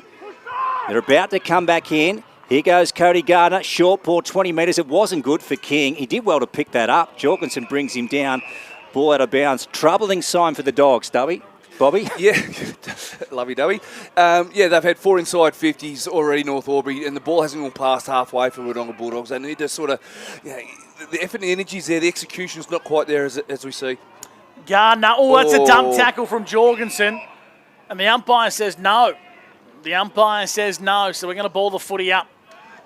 In front of the entrance, where you come through the gates at Bunton Park. I bought a wad of raffle tickets and haven't heard a winner yet, so we'll see if we can go back-to-back on O&M Live. Kotzer on the tap down. Broomhead in pursuit. Got hands to the ball. Gardner set upon quickly by a couple of Dogs and another repeat stoppage. So this is a part of the game the Dogs need to build some ascendancy in. Kotzer's been dominant in the ruck. Daly's up against him, the former teammates. Hitting towards the boundary line was Indy Kotzer for North Ori. Matt Wilson put his head over the football and used the left boot to pump it long down the line. And it's going to be out of bounds for a boundary throw in. Pretty scrappy conditions here. And a boundary throw in on centre wing after 5 minutes for NZ. Gus McLeod, what happened to that meat tray last week? Well, those that came home got some meat. Did they really or not? Yeah, I got a little swag full, so it was great. I think we had some of it during the week. It was beautiful, magnificent. Gus, that's lovely. David Wink didn't even know what lamb was. Really? I gave it to him. Okay, here goes Fisher. He slams it inside 50. This is heading towards the pocket. Mooney, no, he marked that, got two hands to it. Couldn't keep control of the footy. Now he's been ridden into the back by Hymas. Yep, the umpire pays it right in front of the Hoppers bar, and they are enjoying that decision, Bobby. Yeah, that was definitely there. That was a free kick. He was a bit clumsy there, Jai. But they've really had dominance of the football this quarter, haven't they? This is their fifth inside 50. You know, they need to put some more scoreboard pressure on the Bulldogs, but the Bulldogs need to get the football back in their own half. Jamie Mooney's going to have a crack at this on the tightest angle possible at Bunton Park. Now, it's worth a shot because they've been pretty hard to get in conditions like this. Jamie Mooney, right foot, tight in the pocket, behind. 31 playing 11. Hoppers up over the Doggies on the Inspirations Paint scoreboard. And we've had a pretty flat start of this quarter, it must be said, Bobby. Yeah, it has been. It's all North Albury at the moment. The ball's basically been camped in there half the ground. Jack O'Sullivan at full back wants to come out to our broadcast side where Bradshaw marks on the junction of the boundary and the 50-metre arc. His chipping ball to Wilson's going to be a half volley. He puts Wilson under the pump. He dropped the ball to his own advantage. Lucky to get away with that one, I reckon. O'Sullivan, Jack's handball was a bit hot, but he regained the Sharon. Finds Ruben Burke, now back onto O'Sullivan. Went to sock it off the ground, but the ball had beaten the chalk out of bounds for a boundary throw-in, Bobby J. Yeah, that was sloppy, wasn't it? Noah Bradshaw's just been a bit off by foot today, hasn't he? He's a couple of turnovers and a couple of smothers that he's usually pretty clean and pretty efficient. So he'll need to turn it around to get his team back into the game. Doggies down a rotation with Jet Cassidy and a shoulder injury.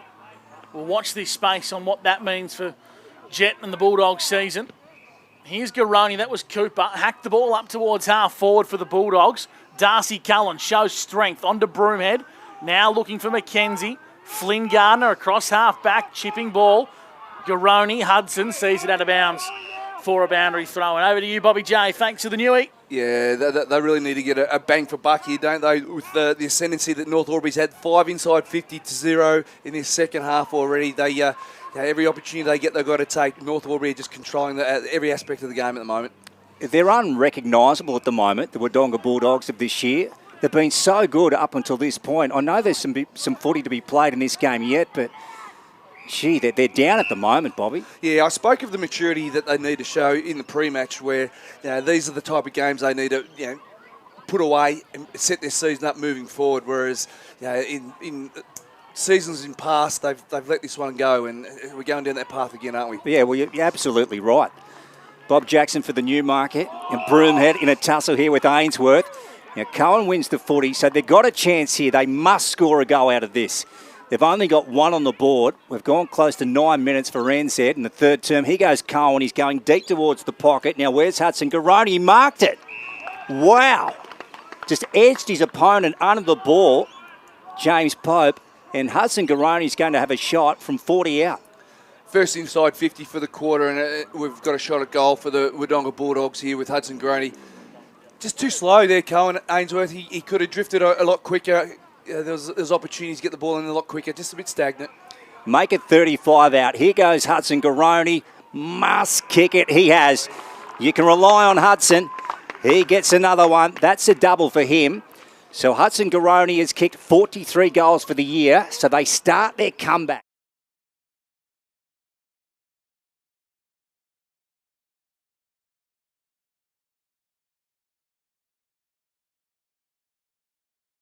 On the first entry that they've had inside 50 is just what the doctor ordered. They just need to chip away at it bit by bit by bit. They're not going to win it in the next 5 minutes. It's going to take the next 25 to 30 minutes before they actually break this game open in their own favour. Back-to-back goals in the game for Hudson Garoni. North Albury haven't kicked a goal since the opening term, and the Dogs only have 2. back in the middle of the ground. Jack O'Sullivan just toe poked it forward. He was in search of a teammate there in Jorgensen. That was Blake, left it behind. Now we've got a whistle for holding the ball. Advantage free kick to North Albury. So head out towards the Alamein Avenue side. Crelly in pursuit. Up against Cassidy. That's Isaac. As we said earlier, Jet off the ground with a shoulder complaint. And umpire Brendan Llewellyn says we'll ball the footy up on centre wing. 4-7-31 North Albury to 2-5-17. The Wodonga Bulldogs, thanks to Jeff and the team at Inspirations Paint. We know Jeff will be tuning in today. Gus Gardner, dispossessed. Nugent picked up the share, and did he take him on? Umpire says no. And we'll have another ball up. So Nugent's in the ruck, up against Indy Kotzer. 50-50, falls the way now of Ainsworth, clears the ball up the line. And a good mark out in front from Thompson. Plays on. Noah Bradshaw gets to 70 for the Bulldogs. To the top of the goal square. Looking for Jorgensen. Gathered the ball. Had his head taken off. Umpire saw it. Free kick to Jorgensen. Top of the square for the Dogs. Second inside 50. The Dogs are going to get their second shot on goal. And if they're not careful, they'll lose it here. They just need to be smart about this. A little bit of push and shove. That can only end in one way. They are very hot on reversals. Yes, they are. It's the trend. But Bradshaw, you can see his urgency now. He really wanted to get his team moving forward. Starting to get a few clearances going their way, the Wodonga Bulldogs. But this guy's class, isn't he? He's been a really good player for a long period of time. I don't think he's underrated anymore, this fella. Very clever from Jorgensen. He's taken his kick back about 10 metres, but he's going to kick on nice grass. Yeah. It's very clever from Adam Jorgensen, kicking on a good bit of turf and seeing it through. For the Bulldogs, third goal. Margin comes back to 8 points. North Albury will be ruining their opportunities missed on the Inspiration scoreboard. 31 plays, 23. Second goal inside 3 minutes. Really starting to get a little bit of roll on. Every time they go inside 50, they've got to put some scoreboard pressure on, whereas North Albury have had the 5 inside 50s without a score, without a major, I should say. But, the game's all of a sudden tightened up a little bit with Wodonga kicking the last 3. So for as poor as they've been, the Doggies, as Gus McLeod said, they trail now by just 8 points. Righto. It's over to the Hoppers. What have they got left in the bag? Is Broomhead trying to pick it up. Tom O'Sullivan. Here come the maroon and white again. Doggies inside 50. Garoni's taking the mark. Hudson right on the 50-metre paint. So the umpire's going to march James Pope back to 45, Bobby. What are your thoughts? Well, as much as the dominance that Indy Kotz has had around the ground with his taps, Wodonga, for my stats, have won the clearances 6-4 around the ground this quarter. So they just need to sharpen up their North Albury to get the benefits of Indy's dominance with that first touch on the footy. So this to cut the margin back to 2. Who would have thought at half-time? So they've got a wriggle on the Doggies. They had to. Geez, a good footballer, this guy. Hudson Garoni from 49. Lets loose. It's hanging around the goal square. Big fist away. Falls into the hands of Foster Gardner to Cullen. They work it out to Moncrief. Christian goes over the top. Pope under pressure from Tom O'Sullivan. He's got him. He'll be pinged here, I reckon. Has it gone across the chalk or not? Yeah, it has. Yes. So we're going to have a bit. Saved him there, Luke, you think? Didn't it what? He's a good tackler, Tom O'Sullivan, isn't he? For his size. Pound for pound, he was out of his weight division there. Umpire wastes no time, brings it back into play. Mooney took it from the contest. Gus Gardner's handball was too hot for Broomhead. Ainsworth, 55 away from the top of the square for the Dogs. Centres the ball to Gill. Got a bad bounce, and now impacting was Harrington. Now it's going to sit here for Cullen, dispossessed by Jack O'Sullivan. And the Bulldogs win themselves a stoppage 45 metres out from their goal. They're kicking to the Logan Road end, and they've kicked 3 consecutive goals. Margin sits at 31-23. Nice work from Harrington. Impacted the play. Got the give and go from Graham as he sends the ball over the top. Target intended for Graham, missed him as Morrison breaks through, but had his kick smothered off the boot. Bulldogs and North Albury both hunting the boundary line. Nice big tackle from Riley Gill. Sees it across the chalk for a boundary throw in, Bobby J. Yeah, the intensity's lifted from both sides. Wodonga are challenging, but North Albury are stepping up to the task and wanting to make sure the momentum doesn't fully go in in Wodonga's way. Third term for Wiesners. Margin at 8 points. Hoppers lead the Doggies. Broomhead. Nice to Cullen. Left foot down the line. Good one to King. True centre wing. Broadcast side. Now he's got a couple of hoppers on in the corridor. Mackenzie wants it. He hasn't seen him. Now he goes for him. And he changes his mind. He goes to centre half forward. Good kick. McIntosh couldn't reel it in. Still going after the footy. Swings around left foot. Good vision. Picks up Campbell. So they're 80 from home, kicking towards the Sports Club end. 31 plays 23. Hoppers up over the Doggies. Thanks to Inspirations Paint. Matt Gardner. Low ball. Beautiful kick. That was sensational. Finding Moncrief. That was an absolute beauty of a pass. Uncanny sort of action, but gee whiz, it's effective. That was borderline. It was absolutely bullet-like. He was fantastic. Not much space to work in. The play sort of stopped in front of us, but gee whiz, that was a fantastic kick. An elite body and paint play of the day from Matt Gardner. Here goes Christian Moncrief, 25 out, and they just wrestle back momentum. That's the one they needed, Bob Jackson. Yeah, you've called it beautifully there, Luke. That was a...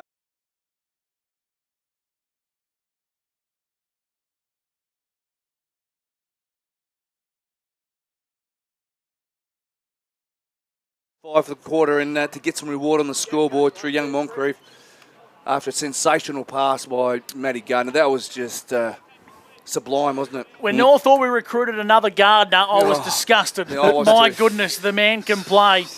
What an impact he's made. No relation to the other Gardner Spelled boys. differently. Hey, quick around the grounds here, thanks to Ray White Wodonga. 6-point ball game between the Rovers and the Roos, 27-21. Wow. And it's a pretty close one at the JC Low as well. 3-goal buffer to Yarra over the Panthers as Bluey McKenzie sends North Albury out towards the Alamein Avenue side. Rigoni, he's been a bit quiet after the opening term. Bobby J sees it out of bounds for a boundary throw, and we'll get his 40-wing stats. Yeah, 12 in the first half, Benny Rigoni, and that's his first touch in the second half. A little bit quiet by his standards, yes. Boundary throwing, Alamein Avenue side on centre wing. Winning the tap was Daly for the Wodonga Bulldogs, who jumped ship midweek before the June 30 deadline. Moncrief, underground hand pass. Burrowing his way through was Broomhead. Matt Wilson tries to impact, and the umpire is going to call for a stoppage. So we had 3 goals here in the third term. Game starting to open up a little bit, thanks to Wiesners. For a wet weather day anyway, Bobby J. I love your optimism there, Gus. It's been a slugfest, hasn't it, really? Ball it up on centre wing for Border Bandag with Luke Francis. Yeah, Daly, handball's out. Ball back on the Bunton Park turf, whistle. And the umpire just having a bit of me time there, holding on to his... Oh, this will be a 50. No, he's going to get away with it. He got away with that. Yeah, Cooper McIntosh slammed it into the chest of Daly. Here goes Isaac now. And he goes a long ball up towards half forward. Players go up. Wilson couldn't take it in. James Pope scoops it up. Good pick up. Jorgensen, though, grabs the footy. He's held in by the Hoppers. And we will have a stoppage. So 5-7-37, plays 3-5-23. North Albury up over the Wodonga Bulldogs here on the Inspirations Paint scoreboard. Third term for Wiesners. Bob Jackson, also Gus McLeod and Luke Francis with you on O&M Live, 1494 2AY.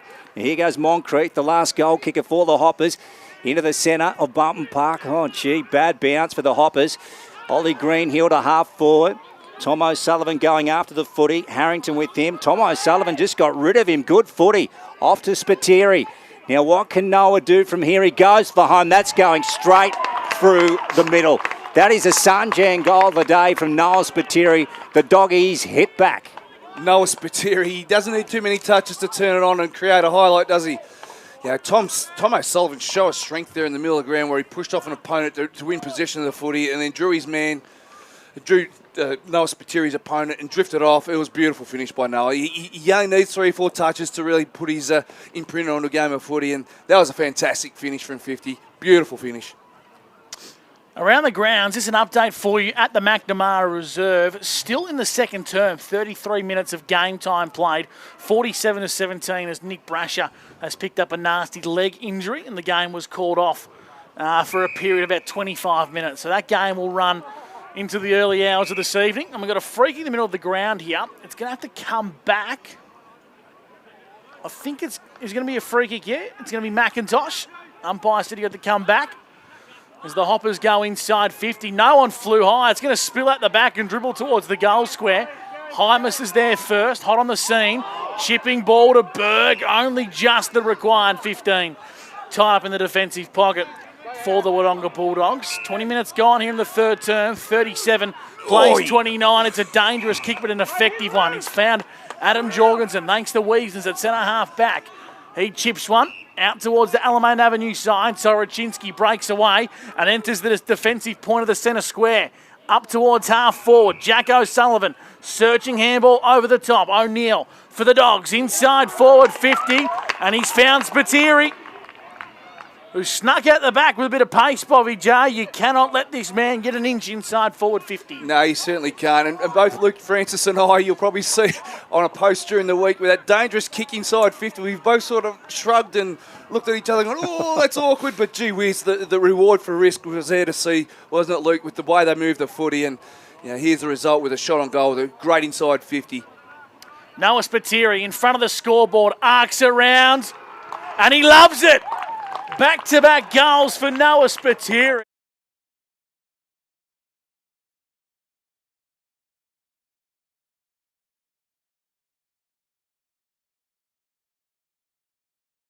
It was fantastic. They've been trying to open up the middle of the ground and open up the Syracuse.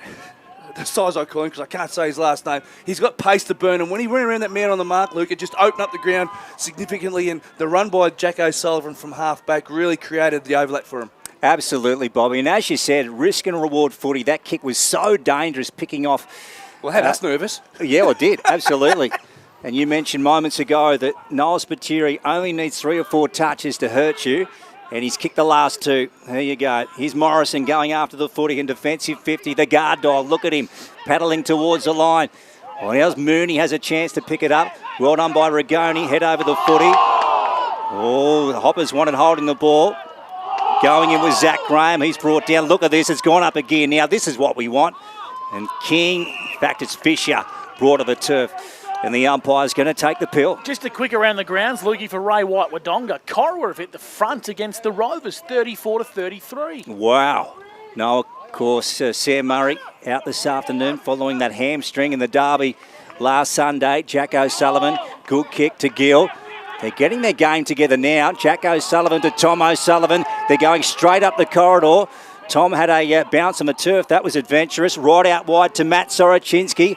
And he's got more space than an astronaut. Inside 50. Jorgensen dropped it. Ralph, nice work. Sorochinski wins it back. Jorgensen, Adam, handball's out. Spiteri, oh, is he gone? No, he played on. Now there's a free kick. It's going to Spiteri. Noah, he's done it again, Bobby.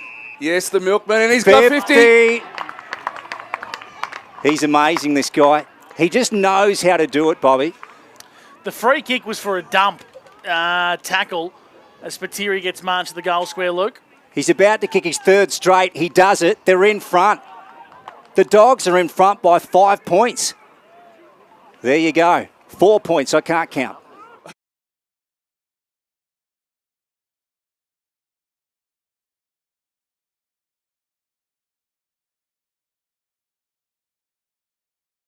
He's exciting. He's just what our game needs, and he's just what this game needs. The last 3 touches, he's kicked 3 goals inside 5 minutes of gameplay. And they've got off the back of Jack O'Sullivan. They really got the ball moving quickly through the middle of the ground. So it was a dump tackle, and Lukey, I'll get you to watch the replay. He had his head pushed into the turf just after the tackle. So I think it's a good decision from the men in green. You can't be doing that sort of stuff in front of the umpire's nose. The Bulldogs tick it inside 50. Jorgensen, Adam tackled quickly by Matt Gardner. Noah Spiteri, 3 goals in 4.5 minutes of footy. And the Bulldogs have hit the front, 41-37, and they're inside their attacking 50. Jack Penny puts his head over the ball for the North Albury Hoppers. And umpire says we're going to ball this one up. Jack O'Sullivan's really put his imprint on this game. He's had 20 touches for 40 winks. Kotzer won it down. Gill is there for the Bulldogs. Handballs back to Isaac Cassidy. Burke lost his footing but handballed in the nick of time. Cassidy was dispossessed by Penny. Head over the football now. It was Bluey McKenzie and also getting involved with Zach Graham. We're going to ball the footy up on the point of the centre square. One thing I've really noticed, Gus and Luke, is the tackling ferocity and the tackling efforts that the Wodonga has really lifted this quarter. Yeah, so the Doggies have made their move in the third term. I've got to say, it's been pretty unattractive, but they've hit the front somehow, some way. Here come the Hoppers off half-back. Pope. James goes with a short ball, turns it over. So the Doggies will be on the rebound. Tom wastes no time at all into Jack O'Sullivan, his brother. Over the top to Blake Jorgensen. Good hand pass. Goes long to the goal square. Now where's Noah? There he is. Got a hand to it. Tap through for a minor score. 42 plays 37. 42 plays 37. Doggies up by 5 points on the Inspirations Paint scoreboard. And we've gone over 24 for NZ, third term. After North Albury got the first 5 inside 50s, Wodonga's really dominated that with 10 to 3 in the second half this third quarter. Tim Broomhead's got it at full back. Really intriguing three-quarter time address coming from Timmy, you have to think. As he goes out towards the Alamein Avenue side, he was looking for concept. Too much for him, out of bounds for a boundary throw-in. So they kicked 4 goals in the opening term, the North Albury Hoppers. Only 1 since then. Christian Moncrief, who goaled at the 15-minute mark here in the third term. And the Bulldogs are starting to awaken from their nap in the kennel. On centre wing, North Albury, hack it up, Alamein Avenue side. Ollie Greenhill on the non-preferred, turned over to Rigoni, who just kicks looking for grass and hopes a Hopper can get there and impact the contest. That Hopper's Mooney, and he did a brilliant job because Charlie Morrison was coming at him with pace. And a 3-on-1, Mooney's neutralised it. And a boundary throw in 50 metres out from North Albury goal. Gus McLeod for Border Bandag. As we said, Bob Jackson, his stats for 40 winks. Special comments for the Newmarket Hotel. Umpire throws it back into play. Kotzer, the clean one. Here's Isaac Cassidy. Broomhead's going to pick this up. He ducks away. Right foot. Oh, he just misses. You could hear the Hopper fans about to lift there, Bobby. Yes, you just see what he was trying to do there. Just trying to lay it off the outside of his boot. And if anyone's going to kick it in conditions like today, it's Timmy Broomhead. Jack O'Sullivan from the fullback position for the Dogs. So it's back to a 4-point margin. Turns it over. So Darcy Cullen's about to come in for the Hoppers. We're right on the eve of three-quarter time. Now Darcy, what's he doing here? Now he gets it on his left foot, jams it in there. There's going to be a mark taken here. It's coming back. It's coming back. No one knows what's going on here. Oh, blood rule, is it? Oh. Is that what it is? I'm assuming Isaac Cassidy's coming off the ground with blood. Yeah, Brendan Llewellyn, the umpire, has sent him off with blood. He's got a cut above his right eye. And once again, the North Albury trainer helping him out. Okay, my apologies to Darcy Cullen. I was just as confused as he was. I don't think Mason Ring, the umpire adjudicating the play, was aware of the blood rule, Luke. Yep, that's fair enough. So here goes Darcy. A take 2. Siren will go any second. Lobs it up. Mooney sits under it. Nearly took it. Clearing kick from Thompson out of there, and the mark is taken by Matt Soroczynski. They breathe a sigh of relief through the Wodonga Bulldogs, and busting off half-back is Tom O'Sullivan. His handball was poor. In dispute on centre wing, the Hoppers win out. They get the ball on centre wing with Penny, with a grubber kick, not his best. Missed all the intended targets. Tom O'Sullivan searching for a handball. Thompson got there, Mooney tackled him, and it's going to be a ball up and a stoppage 50 metres out from North Albury goal as the siren sounds here at Bunton Park. And I'll tell you what, the Bulldogs, they've awakened from their slumber. They kicked 5 goals in the third term to see them in front, 6-6-42 to 5-8-38. Stick with us on O&M Live. It's going to be a bumper final term next where you won't miss a thing.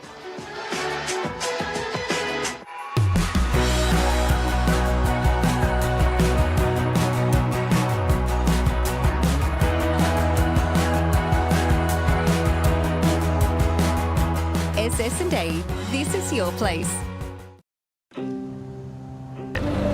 All right. I love you. Have a good shift.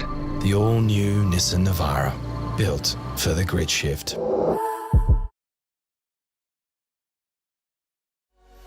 What's your future look like? Where do you want to be? Whatever it looks like, with GoTAFE, you've got this. Get real skills for real jobs and careers right now. Search GoTAFE today. The Ovens and Murray Football League is proudly sponsored by Opal. Thinking packaging? Discover Opal.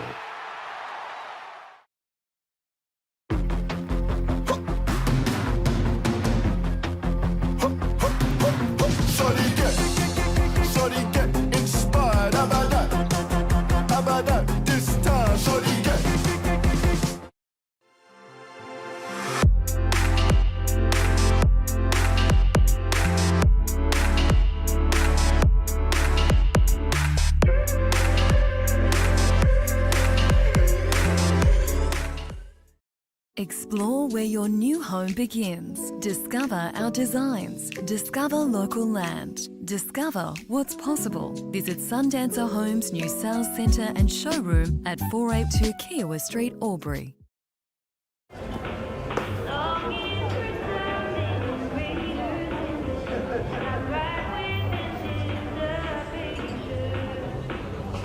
I reckon I'll go mid.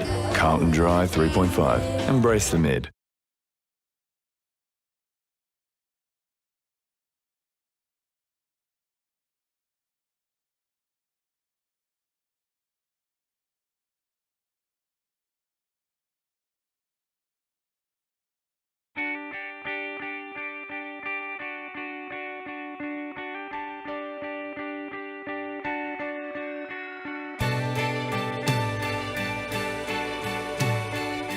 No one celebrates life like you do.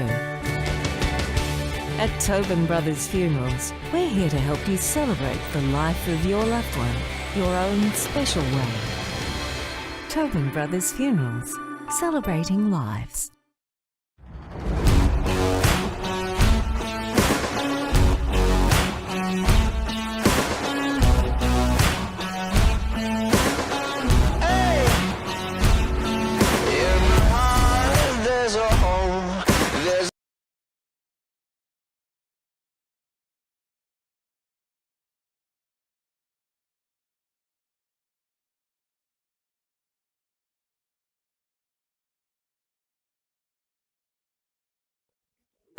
Adroit Insurance and Risk, your local insurance advisor, able to tailor insurance programs to support your business. And we're proud to support our local community.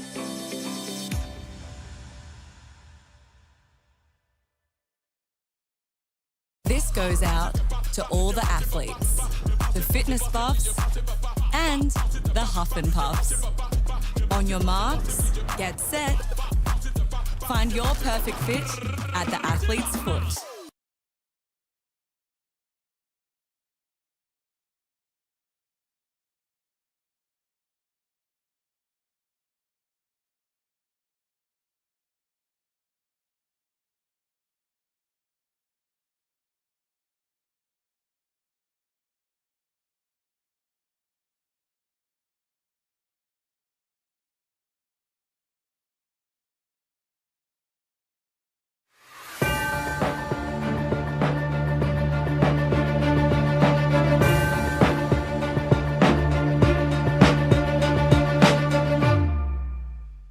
OMFNL Live on 2AY. Three-quarter time here at Bunton Park sees the Bulldogs in front for the first time at a change in the game. 6-6-42 to 6-8-44. I reckon that score might be a little bit on the grog there, I think, or my scoring system here. But the updated score is 5-8-38 to 6-6-42. Bobby J, give us some quarters best here on O&M Live, thanks to Tondo Holmes. The two coaches are leading the way with 22 touches apiece in Jack O'Sullivan and Tim Broomhead. They've really been the leaders out there today, along with Jack O'Sullivan's brother Tom. He's had the 22 touches as well. Ben Regoni's had the 15 for the day, Jack Penny 15, and Matt Gardner's also had 14 across half-back, along with Noah Bradshaw, who's had 23. He's had a really a good day. Oh, no, not a good day. It's a 50-50 day, hasn't it? Because he's had some turnovers, but he's also been the link-up man when required. Matty Wilson's starting to have influence. But the man who I'm thinking getting bang for buck is Adam Jorgensen. He's had 16 for the day, but every time he gets near the footy or touches the footy, something positive seems to happen for Wodonga. Yeah, I tell you what, he's such a great player for the Bulldogs, isn't he, Bobby? I mean, gives everything each and every week, Adam Jorgensen. You'd love to have him at your own football club, no matter who you were supporting. He's bang for buck, isn't he? Like every time he touches the footy, something positive happens, and so so much so he's moved into the middle for the first centre bounce of this last quarter, all important last quarter, because the game's still up for grabs. North Albury just had to tinker with a few things in that third quarter to get it right. The five inside 50s early doors for no rewards is something that they'd like to address and make sure that they get either plays at the fall of the footy, or get some real influential players around the ball so we can have some shots on goal, because the team stats are very, very even across the board. How are those clearances, Bobby, thanks to 40 Wings? It was 11 apiece in that quarter. I count the clearances as a whole, not so much centre clearances, the stoppages around the ground. So as much as Indy's dominating the taps and the hit-outs, the clearances are pretty much even across the board, with both sides getting about 12 apiece. Can North Albury win from here, Luke? Of course they can. They absolutely can, Gussie. That's the question, is it? Will the Doggies kick clear, or will the Hoppers peg them back? So just the 4 points in it at the moment in favour of the maroon and white, and we're about to go on the final term. So the fourth and final term on O&M Live, thanks to Churchy and the boys at the Great Outdoors. Big, big final term coming your way. Here's Luke Francis on O&M Live. Kotzer and Daly. Daly got up high, but Kotzer won it. Now Penny, here he goes, Jack, edges it out to Rigoni. So the Hoppers get a forward entry. Logan Rodan, McIntosh flew, couldn't take in the footy. Cody Gardner going after the Sharon. Was he held? Oh, well done. Terrific work to get out of trouble. Hooks it around his body. Knew he kicked a goal. Matt Wilson back there. Takes it in for the Bulldogs. To the back pocket. To Cohen Ainsworth. He's having a very good season. Cohen wants to go back to the goal square to Matt. So Matt's got a big decision to make here. He's going to run out towards the broadcast side. Goes with a long one, looking for Gill, the small man. There's Charlie Morrison. Rigoni, nice work to Moncrief. Back to Ben. Here goes Rigoni, centering kick. Mooney over his head. Greenhill couldn't take it in. Burke, short one. Again to Cohen. Ainsworth across half back. Beautiful looking ball to Daly. Good to see Rigoni getting busy here for the Hoppers, Bobby J. Yeah, it's a good sign for North. Yeah, 3 early touches. He had a quiet third quarter. That's on the 40 Wings as Matt Wilson has it. In towards the cricket pitch. Run down tackle. And it was a good one, but the ball spills out. Jack O'Sullivan on to brother Tom. Gill, 50 metres out for the Dogs. Chisels one to Garoni.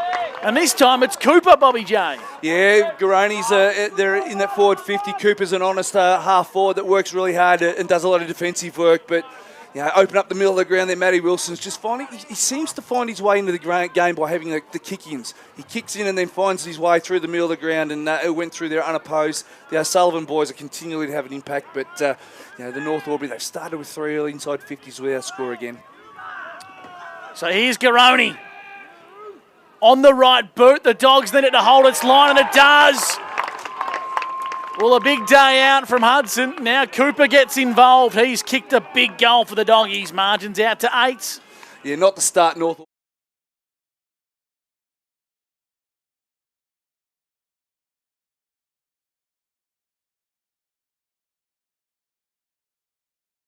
Only in the urgency in Penny.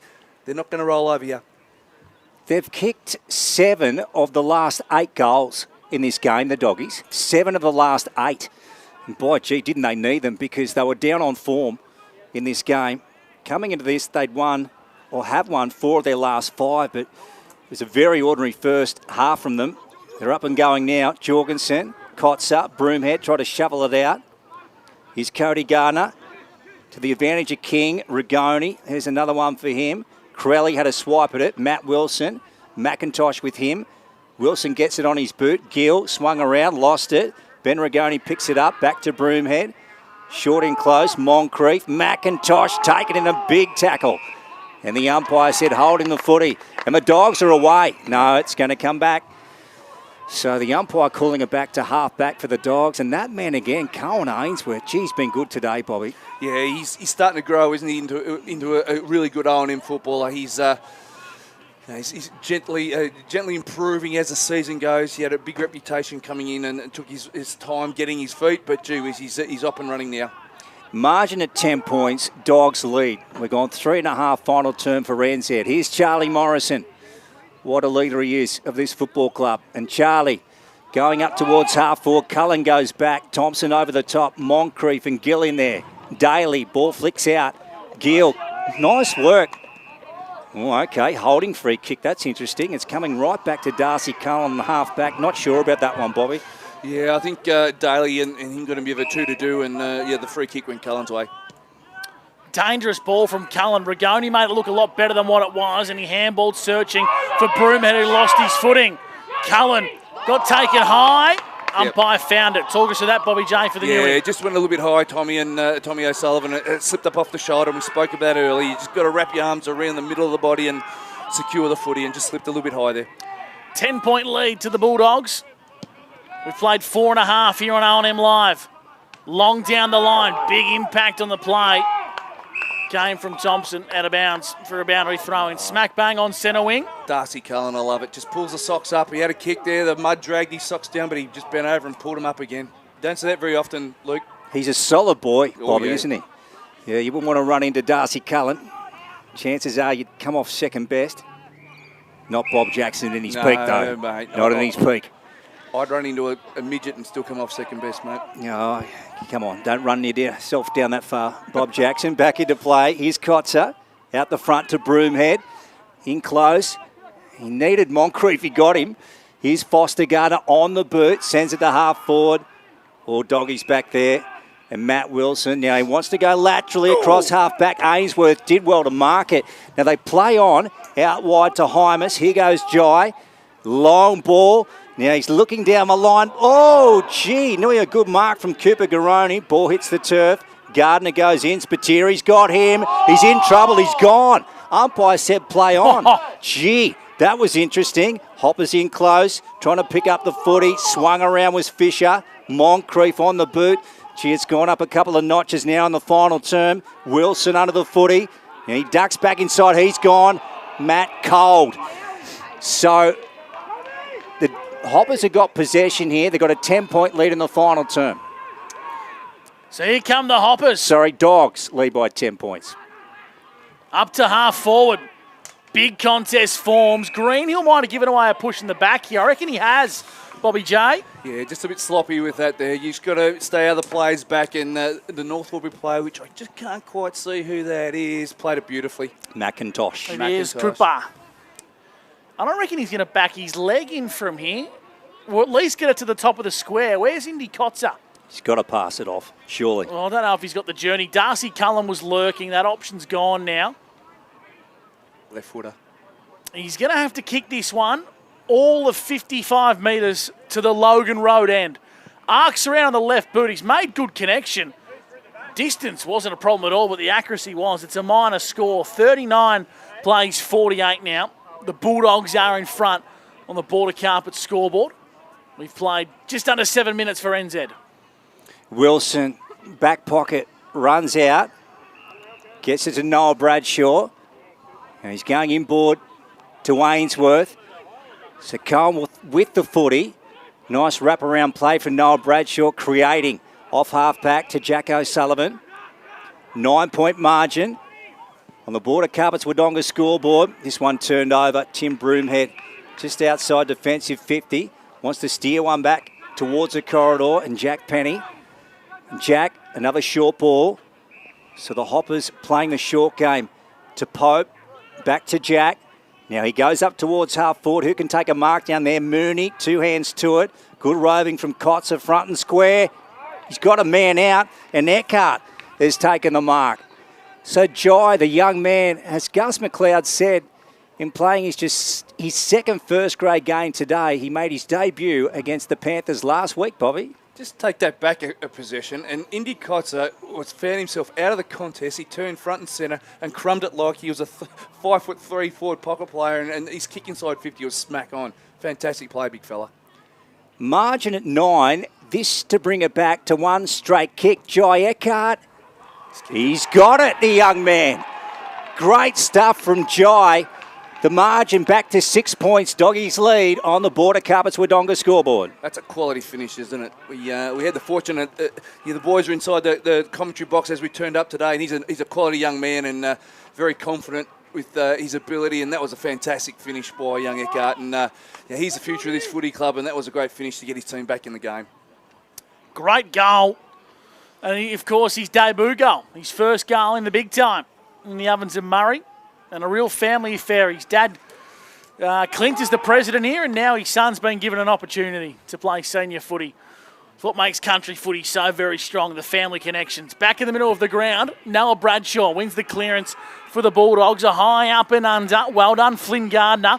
He's done a good job today, I reckon, on Spiteri. Heading towards the boundary line, Moncrief sees it out of bounds for a boundary throw-in. 3-point buffer here in favour of the Dogs, Bobby J. Yeah, those two boys would have known they've been playing against each other right from the word go. Flynn and Noah. Flynn would be ready for the challenge, and Noah, he only knew that he used to get 4 or 5 touches, and he's got some. He's had a good day. Both ruckmen at a fresh airy as Jack O'Sullivan's kick was smothered off the boot. Rigoni busts through the pack. Moncrief onto Broomhead for the Hoppers at half back, kicking backwards with vision and poise was the coach, and he found Flynn Gardner, who plays on, attacks the corridor. Jack Penny's got 4 to beat. The Dogs stand up. Jorgensen finds a teammate. Tommy O'Sullivan to the top of the square, and it's touched through. Minor score, goalkeeping like from James Pope, keeping the Hoppers in the contest on the border carpet scoreboard. Margins out to 4. The Dogs in front. So we're gone just over 10 for NZ final term. Pope with the footy. 30 out defensively. Sports Club end. Long driving kick, left foot, was a beauty. Picks up McIntosh. Hoppers, true centre wing, Alamein Avenue side. Oh, Cody Gardner a little bit sloppy, partially smothered. Players fight away for it. And this one's going to be tied up. And the umpire's going to take it. Rightio, Bobby, what do we got thanks to the new market? Oh, the big boys have come to play. Timmy Broomhead and Ben Rigoni have had 7 touches each for the start of this last quarter, along with Matty Wilson, who's had 6. The O'Sullivan boys have gone to work again, right on cue. Jack O'Sullivan over the top to Gill. Doggies clear. Nice ball to Hudson Garoni. Now, Bobby, a half waterlogged ball. Now, he's going to play on here, Hudson. Ducks around the man on the mark in Pope. In 2 minds, pops it up. Ainsworth. Oh, no, he took the mark. Flynn Gardner comes charging out for the Hoppers. Long ball. Now, Sorochinsky's out there on his own. Here he goes for the Doggies. Thumps it back inside 50. Oh, Jorgensen flew from behind. Thompson tried to slick one out. Oh, good play from the Hoppers to hold up in defence. Wasn't pretty, but they do enough. And Rigoni gets a clearing ball. And it's going to come back quickly because O'Neill pounces on it for the Dogs and sends it back to the hot spot. Jorgensen flew high, made no contact with the ball. So it's a block and a free kick to the North Albury Hoppers, Bobby J. Yeah, just a little bit sloppy there, Joe. You just need to get the ball to ground and then let the little fellas go to work. Just need to be disciplined there. Play the percentages. Pope, another dangerous ball. It's going to be a turnover here at centre half forward. Daly, and Bradshaw. Top of the goal square. It's going to be Pope once again. Going to be Pope once again who takes an intercept mark. And North Albury have tried to bite off more than they can chew with their last 3 exits here. As Pope goes wide, and it's a dangerous kick. Jack Penny marks in front of the North Albury Sports Club. 49 plays 45 after 10.5 minutes for NZ. A goal apiece in the final term for the Great Outdoors. Long down the Alamein Avenue side. O'Neill being good today, but he's turned the ball over to Moncrief for the Hoppers across half back. Jack Penny stands still, finds a teammate, chipping down the line. Now it's in the hands of Graham on centre wing. So Zach Graham just backward of centre wing. Alamein Avenue side for the Hoppers. High ball going up towards half forward. Greenhill over the back with Burke. Ball back on the turf. And it looks like it's going to be clamped in. Players over the top. Umpire calls it. 49 plays 45. 7-7 plays 6-9. Dogs up by 4 points for the Great Outdoors. The final term. Umpire throws it up. Back at bootlace level. And looks like we're going to get another stoppage. We are. So on the flank, just favouring the Alamein Avenue side. Umpire sends it up again.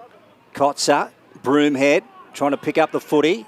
Drag that in. Umpire's going to say you're gone. So the Doggies will get possession here through Adam Jorgensen. Gee, has a dip, this guy. So Adam on half-back for the Dogs, and he wants to come out to the broadcast side. I like that. A bit of space to Wally Greenhill. Now Ainsworth is free. Going to chip it up the line here to Jack O'Sullivan. Picks it up now. Penny's got him. Too high. Yep. So Penny just collared Jack O'Sullivan there. Now Ainsworth, he goes to Cohen. So this is a slow build-up. Still a 4-point margin in favour of the Dogs. Gill, good hands in these conditions. Now Hudson Garoni sort of wants it. Gill goes with a high one. Hudson Garoni, can he take the mark? Matt Gardner couldn't take it. Ball tied up here. 20 out from goal. Sports Club M will have a stoppage. That's a better result than the one before when they went inside 50. Jorgensen give away the free kick. Hudson Gray, the experienced forward, brought it to ground. Busting through the pack here is Blake Jorgensen. Holding. It's a holding free kick on Blake Jorgensen. Well, gents, I hope you saw it. Yep. Because I saw very little of that, Bobby J. Yeah, that was well played by Jorgensen. He knew he had an opponent on his hammer as he went through the contest, and the ball was in his favour. He didn't take possession of the ball, which is the most important thing to realise in that situation, and felt contact and played the free kick beautifully. Here's Blake Jorgensen. Third game of senior footy for the Bulldogs to give them a 10-point lead. He steers it through. Blake Jorgensen's got his first senior goal for the Bulldogs, and what a timely one it is. Wodonga, they move to 8-7-55.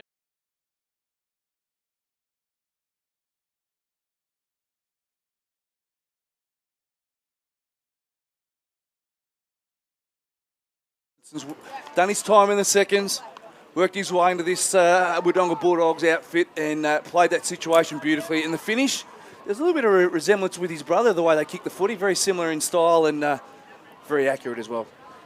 So can the Hoppers respond? We're gone 15 and a half here, final term. It's for the great outdoors. 55 plays 45. Dogs up. Jack O'Sullivan gets a clearing kick out of the middle. Inside 50. Oh, gee, McKenzie was ripped off the ball by Isaac Cassidy. Jorgensen at the bottom of the pack. No surprise there. Umpire to take it. 40 out from goal.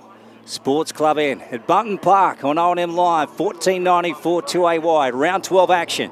Umpire sends it up. Mooney gets it down in front. Broomhead's in there. So too is Jack O'Sullivan. Rigoni breaks free. Great work to Harrington. Right foot out wide. Now Eckhart has got the ball. Kicked an important goal in this final term, but they need another now, the Hoppers. So Jai, oh, he's in two minds here, just gets around. O'Neill, handballs off, try to create something. Now they're in trouble. They're tied up by the doggies on centre wing. And the umpire's paid a free kick. So they got off the hook there, the Hoppers. They have possession.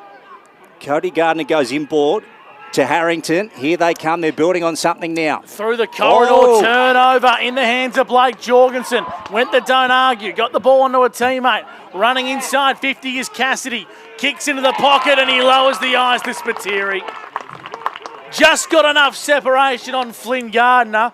Maybe a little bit of luck involved, Bobby J, and Spitzy has got a chance to give Wodonga a big buffer. Their biggest of the day, 16 points if he can steer it through. Geez, Blake Jorgensen's had a purple patch the last 60 seconds. Real important turnover there. And they played it well, Jorgensen and Cassidy. They just waited for something to present themselves. They could have blasted away where North Albury had plenty of footballers behind the ball, but Spitzy just stopped on the dime and turned around. And, yeah, the kick might have been unfortunate, but got the job done. 20 metres out, pretty tight angle. Here comes Spiteri to the Sports Club, and he loves it. Spitzy's got 4 of the Bulldogs' 9, and the margin's out to 6.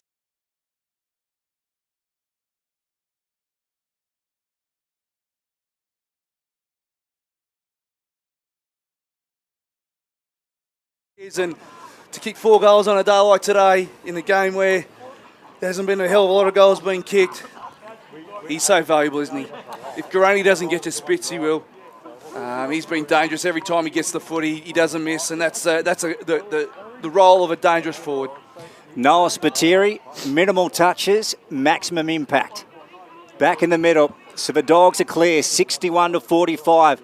The Hoppers need a goal, and they need it right now.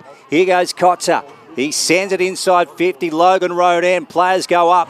Ball on the turf. They fight away for it. Mooney's in there. Also with Charlie Morrison. Umpire to take the pill. Noah Spiteri, 4 goals, 2, 6, 7 touches for the day. There you go. Moncrief taken in by O'Neill. Umpire to have it again. So it's worked its way out towards the 50. The Logan Road end.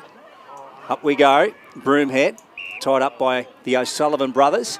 9-7 plays 6-9. Final term for the great outdoors. Bob Jackson, Gus McLeod and Luke Francis at Bunton Park. O'Sullivan in close. Got it on his boot somehow. Campbell, Isaac sends it out wide. Matt Soroczynski couldn't take it in. Here's Crelly, went over the footy. Harrington, good pick up. He's got Moncrief with him. Christian He had a player in support. That was Angus Corelli. Steers it back in. Pack goes up. Dogs holding up. Here goes Bradshaw tearing out. Handballs over the top to Gill under high pressure. Swings it out. Terrific vision. Tom O'Sullivan. High pressure hand pass to Burke. The Hoppers have a chance here. They tie it up. About 20 out from goal. And the umpire will call for the footy. Stoppages are North Albury's worst nightmare.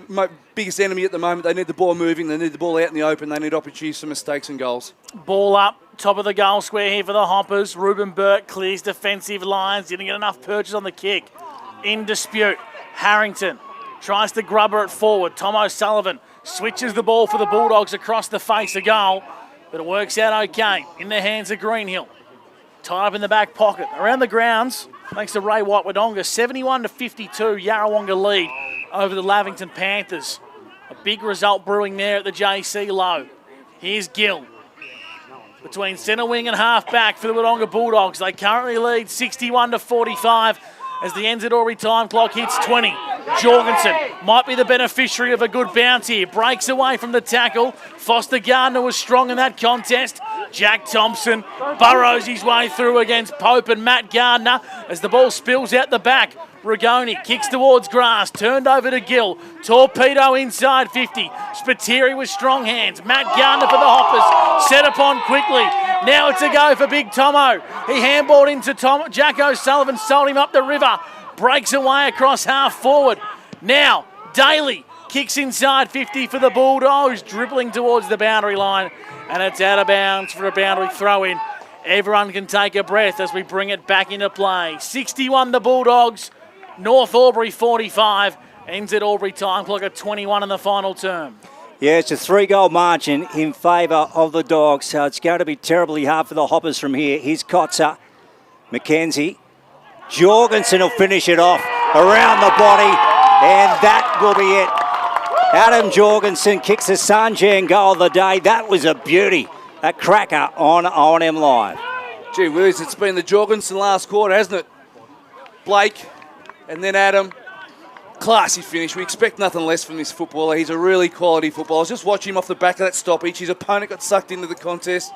Adam held his distance from the stoppage, and we were right behind that kick, and that was a quality finish by a real high-quality footballer who's starting to get his dues in this competition. So the Doggies are going to salute here on OMFNL Live after they trailed by 25 points and didn't kick a goal to the 8-minute mark of the second term. They found a way to claw back momentum here on OMFNL Live. Rigoni finds a teammate in Gardner over the top, and now Campbell for the Hoppers on centre wing. Down the line, looking for a teammate. Rigoni mops up the crumbs, sends North Albury to the top of the goal square. Mooney stayed at ground level. King sells a bit of candy, finds the right, and the Hoppers get one back. Via Jack King, they move to 7-9.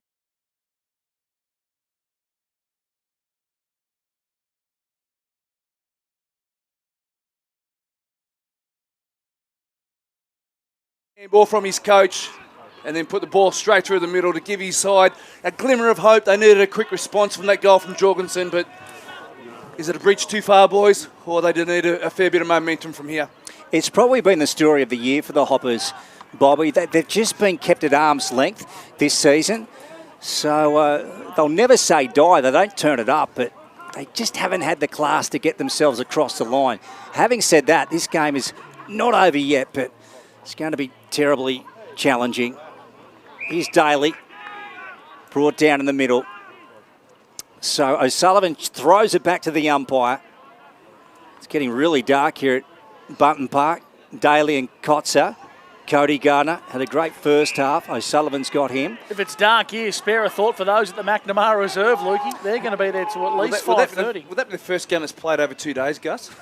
Yes, so one of the Brasher boys, we understand, sustained a bad leg injury. Nick Brasher, Gussie? Correct. Yeah, here goes Cody Gardner. So that game was put on hold and they won't finish until late. Here's Mooney over the footy. He's right over the top of the footy. Now he drags it in. Surely he's gone here. Yep, the umpire says. So the Dogs to get it. And they win it in defensive 50. So Jai Hymas, good young player. Gets on his left foot, Sends it up towards centre wing. Kotzer, drop the footy. Daly goes in. Penny. And then Garner to Penny, to Campbell, over the top. Here's Foster bursting onto it and gets it out wide to Cody Gardner. Back to Ralph. That was good footy from the Hoppers. They sent it inside 50. Broomhead. Oh, Wilson. Front spot takes the footy. Now, we've got a blue here on centre wing. Look at this, Bobby and Gussie. It's on. Foster Gardner, the antagoniser at the bottom. Hang on. Now, the umpire, Brendan Llewellyn, has paid a free kick. The Downfield. ball is, you could almost say crossfield, Lukey, because the ball was adjacent to the scrimmage on the other side of the ground. It's a crossfield free kick. Yeah, soccer free kick. And I think it's going to be a free kick to North as the siren sounds here. And Broomhead will have a shot at a consolation goal after the siren. So if he kicks this one, it'll be a 10-point loss to the Hoppers. Broomhead kicks on goal and he's missed. So full time here at Bunsen Park sees North Albury fail to the Wodonga Bulldogs. 10-7-67 to 7-10-52. And a little bit of a spot fire at the end of the game, but the Bulldogs played an almighty second half and they'll be very happy to come away with the 4 points here at Bunsen. Luke Francis. Yeah, you're right about that, Gussie. They were slow to get going today, the Doggies. Terribly, what would you say, sluggish out of the blocks, but in the end, they just grinded away and were able to peg back the Hoppers, and in the end, they've come away for a victory in round 12 to take the points. So they're trying to hold on to 4th spot on the ladder. They're doing so at the moment. Wasn't a pretty game, but they did enough. They got the job done. That's all that matters when you play games of footy like today. Now, I'm genuinely perplexed, and I don't envy Bobby J. I've got no idea who the Revel training player today is going to be. No, he's got a tough job. He's got a very tough job. Bob Jackson. I reckon he'll give it to Adam Jorgensen. There you go. There's a tip. Well, my tip was going to be Noah Spiteri with his 4. Yeah, I just got a feeling that Bob Jackson might go the angle of Adam Jorgensen. We'll wait and see. Well, that's why he's on the big bucks, Lukey. Exactly. And we're not. And we're just up here in the box, the kickers. Yeah. Full time 67 to 52. Well done to the Wodonga Bulldogs. A testing win, Luke. They had their backs against the wall. They had to win tough, win ugly, and get a gritty win. But it's at the expense of Jet Cassidy, who's picked up a shoulder injury, so that's going to hurt them there a little bit in that respect. So there'll be a soldier down for next week. Yeah, and I think Bobby said it at one stage during the game too, Gussie. These were probably games they lost in the last 2 or 3 years. Yeah. When they were pushed to the brink, they'd probably just not roll over, but somehow teams were getting on top of them and getting the better of them to take the points. But they've fought on today and they've come from well down, and they were far from themselves in the first half, but they got up off the canvas and have able to chip away at the coalface and have won and taken the points off the Hoppers this afternoon. So just some around the grounds. Looks like the siren almost has sounded at the John Ford Oval. We'll get those full-time scores very shortly because we got Bob Jackson and he's found our Revel training player of the day. Down to you, Bobby boy. Yeah, boys, I've got Revel player of the day, Tommy O'Sullivan. She was a rough start to the game, mate, but you got it going after half-time. Yeah, look, they brought the heat early. I thought they controlled the game really well and played their way, and we didn't adapt quick enough. Obviously, they've got a great midfield. Indy in the ruck gives them a lot of advantage. I thought our boys in the ruck did a great job as the day progressed, though. But yeah, Rigoni, Broomhead, they were getting on top in the first quarter, but I thought we really dragged it back and focused on contest after that, and yeah, we got the job done. It was you could see that yourself and your brother Jack and also Noah through the midfield took it upon yourselves in that second half to sort of get the momentum moving back in your favour and getting the ball moving forward. Yeah, we put a lot of onus on ourselves. We didn't think we were good enough in that first quarter, and yeah, it was our job to really compete hard in that contest, and I thought we needed to get our hands going. That's the way we play, and yeah, it came off in the end, and it was just good to come away with the 4 points. With that midfield dominance, you've only got to give a bloke like Noel Spiteri a couple of chances to score, and he's kicked 4 goals today for you. Yeah, he's a special player. I mean, we know if we get it in there enough with Huddy there, with Spitter, yeah, they're going to get the job done more often than not, and they did again today. With Yarrawonga having a win out there at Yarrawonga today, that gives you a little bit of breathing space between yourselves and the rest of the field? Yeah, it's good to have that breathing room now. Look, we're just going to keep taking it week by week. We've got Lavington next week, which is a really important game. We actually haven't beaten Lavington in a while. Go over there and then, yeah, hopefully keep rolling into the bye with some momentum. Well done, young man. Well done. Thank you. Cheers. Tommy O'Sullivan, a Revel training player of the day. We'll get a photo with the sign. I've had a quick look at Bobby J's stats Lukey Francis, he's finished today with 30 disposals, Tommy O'Sullivan. Yeah, gee, he has a dip, that guy. Gee, speaks well. Very mature. That's the first time I've heard Tom O'Sullivan speak on O&M Live. He just turned 20 too. Did he? Yeah, well, he's very young. Lot smarter than us. There you go. He's a very well-spoken young man. Bobby J, I'm sure Wodonga will be very happy just to claim the 4 points in this one as you go ahead I was just watching the coach after the game, and while I was interviewing his brother there, and he got around everybody, got around all the coaching staff. He was very animated and very excited to get that job done, because that, as I said as Tommy said, that gives him a little bit of space between, fifth and sixth, I suppose, a sixth position where you always sort of keep one eye on missing out in the final. So that was a really important win, and in conjunction with the Yarrawonga result at the back there, they've done really well. We'll do our best to bring you the song. We are a long way away from the rooms here at Bunton Park, but if Bobby J can stay on this side of the rooms, on the broadcast side of the rooms, we'll do our best to bring you the song. And if any man can get that song, it's Bob Jackson. It's Bob Jackson. Yeah, Death Taxes and Bobby J going well and truly above and beyond. Mm-hmm. We've got the All Abilities being played now. Luke Francis after the game. Now, I'm going to have a guess. I reckon that's the Mazenod Football Netball Club. Mazenod? I reckon that's a school in Melbourne. Yeah, great. So they're up here for the All Abilities, and they're going to take on the North Albury All Abilities. That's terrific. The guys have got some tough conditions to put up with, but they'll do their best. So they're about to get set here, but if you've just tuned in, it was the Doggies getting up this afternoon in round 12 over the Hoppers. Here we go. We're the Bulldogs from Wodonga. We're only here for a week. We always try to stop a victory, and the grand old side, are we? We stick together when we lose. We never ever give in, so we're the Bulldogs from Wodonga, and the premiership will win this year. Well done to the Doggies, too strong today here on O&M Live. They run away victors, 10-7-67 to 7-10-52. We'll take a break on O&M Live and catch up with the coaches from both respective teams on the other side of the break. Here on O&M Live, you won't miss a thing.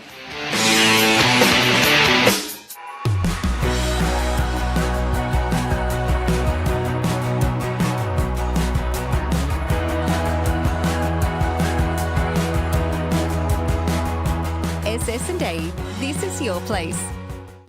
All right. I love you. Have a good shift. The all-new Nissan Navara, built for the grid shift.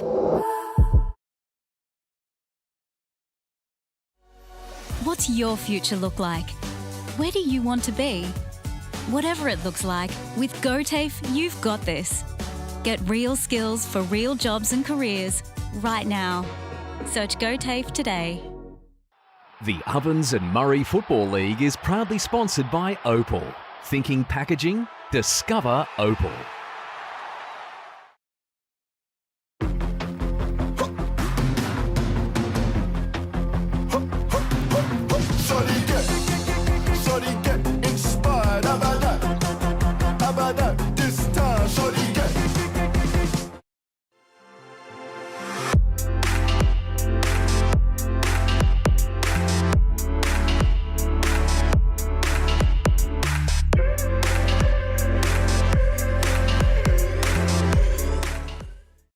Explore where your new home begins. Discover our designs. Discover local land. Discover what's possible. Visit Sundancer Homes' new sales centre and showroom at 482 Kiowa Street, Albury.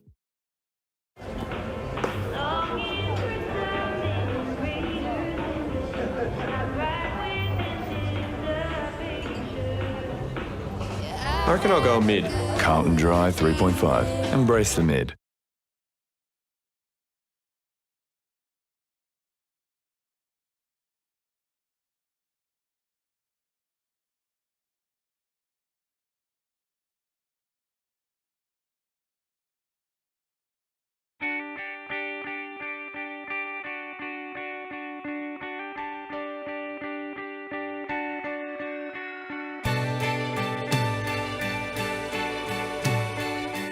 No one celebrates life like you do. At Tobin Brothers Funerals, we're here to help you celebrate the life of your loved one, your own special way. Tobin Brothers Funerals, celebrating lives.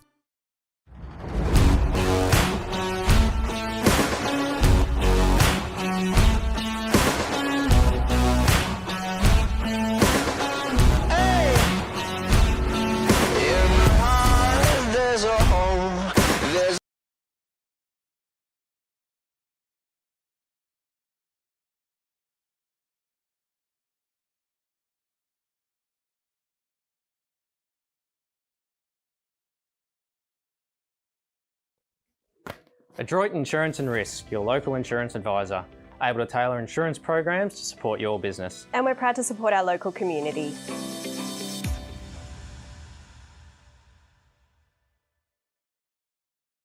This goes out to all the athletes, the fitness buffs, and the huff and puffs. On your marks, get set. Find your perfect fit at the athlete's foot.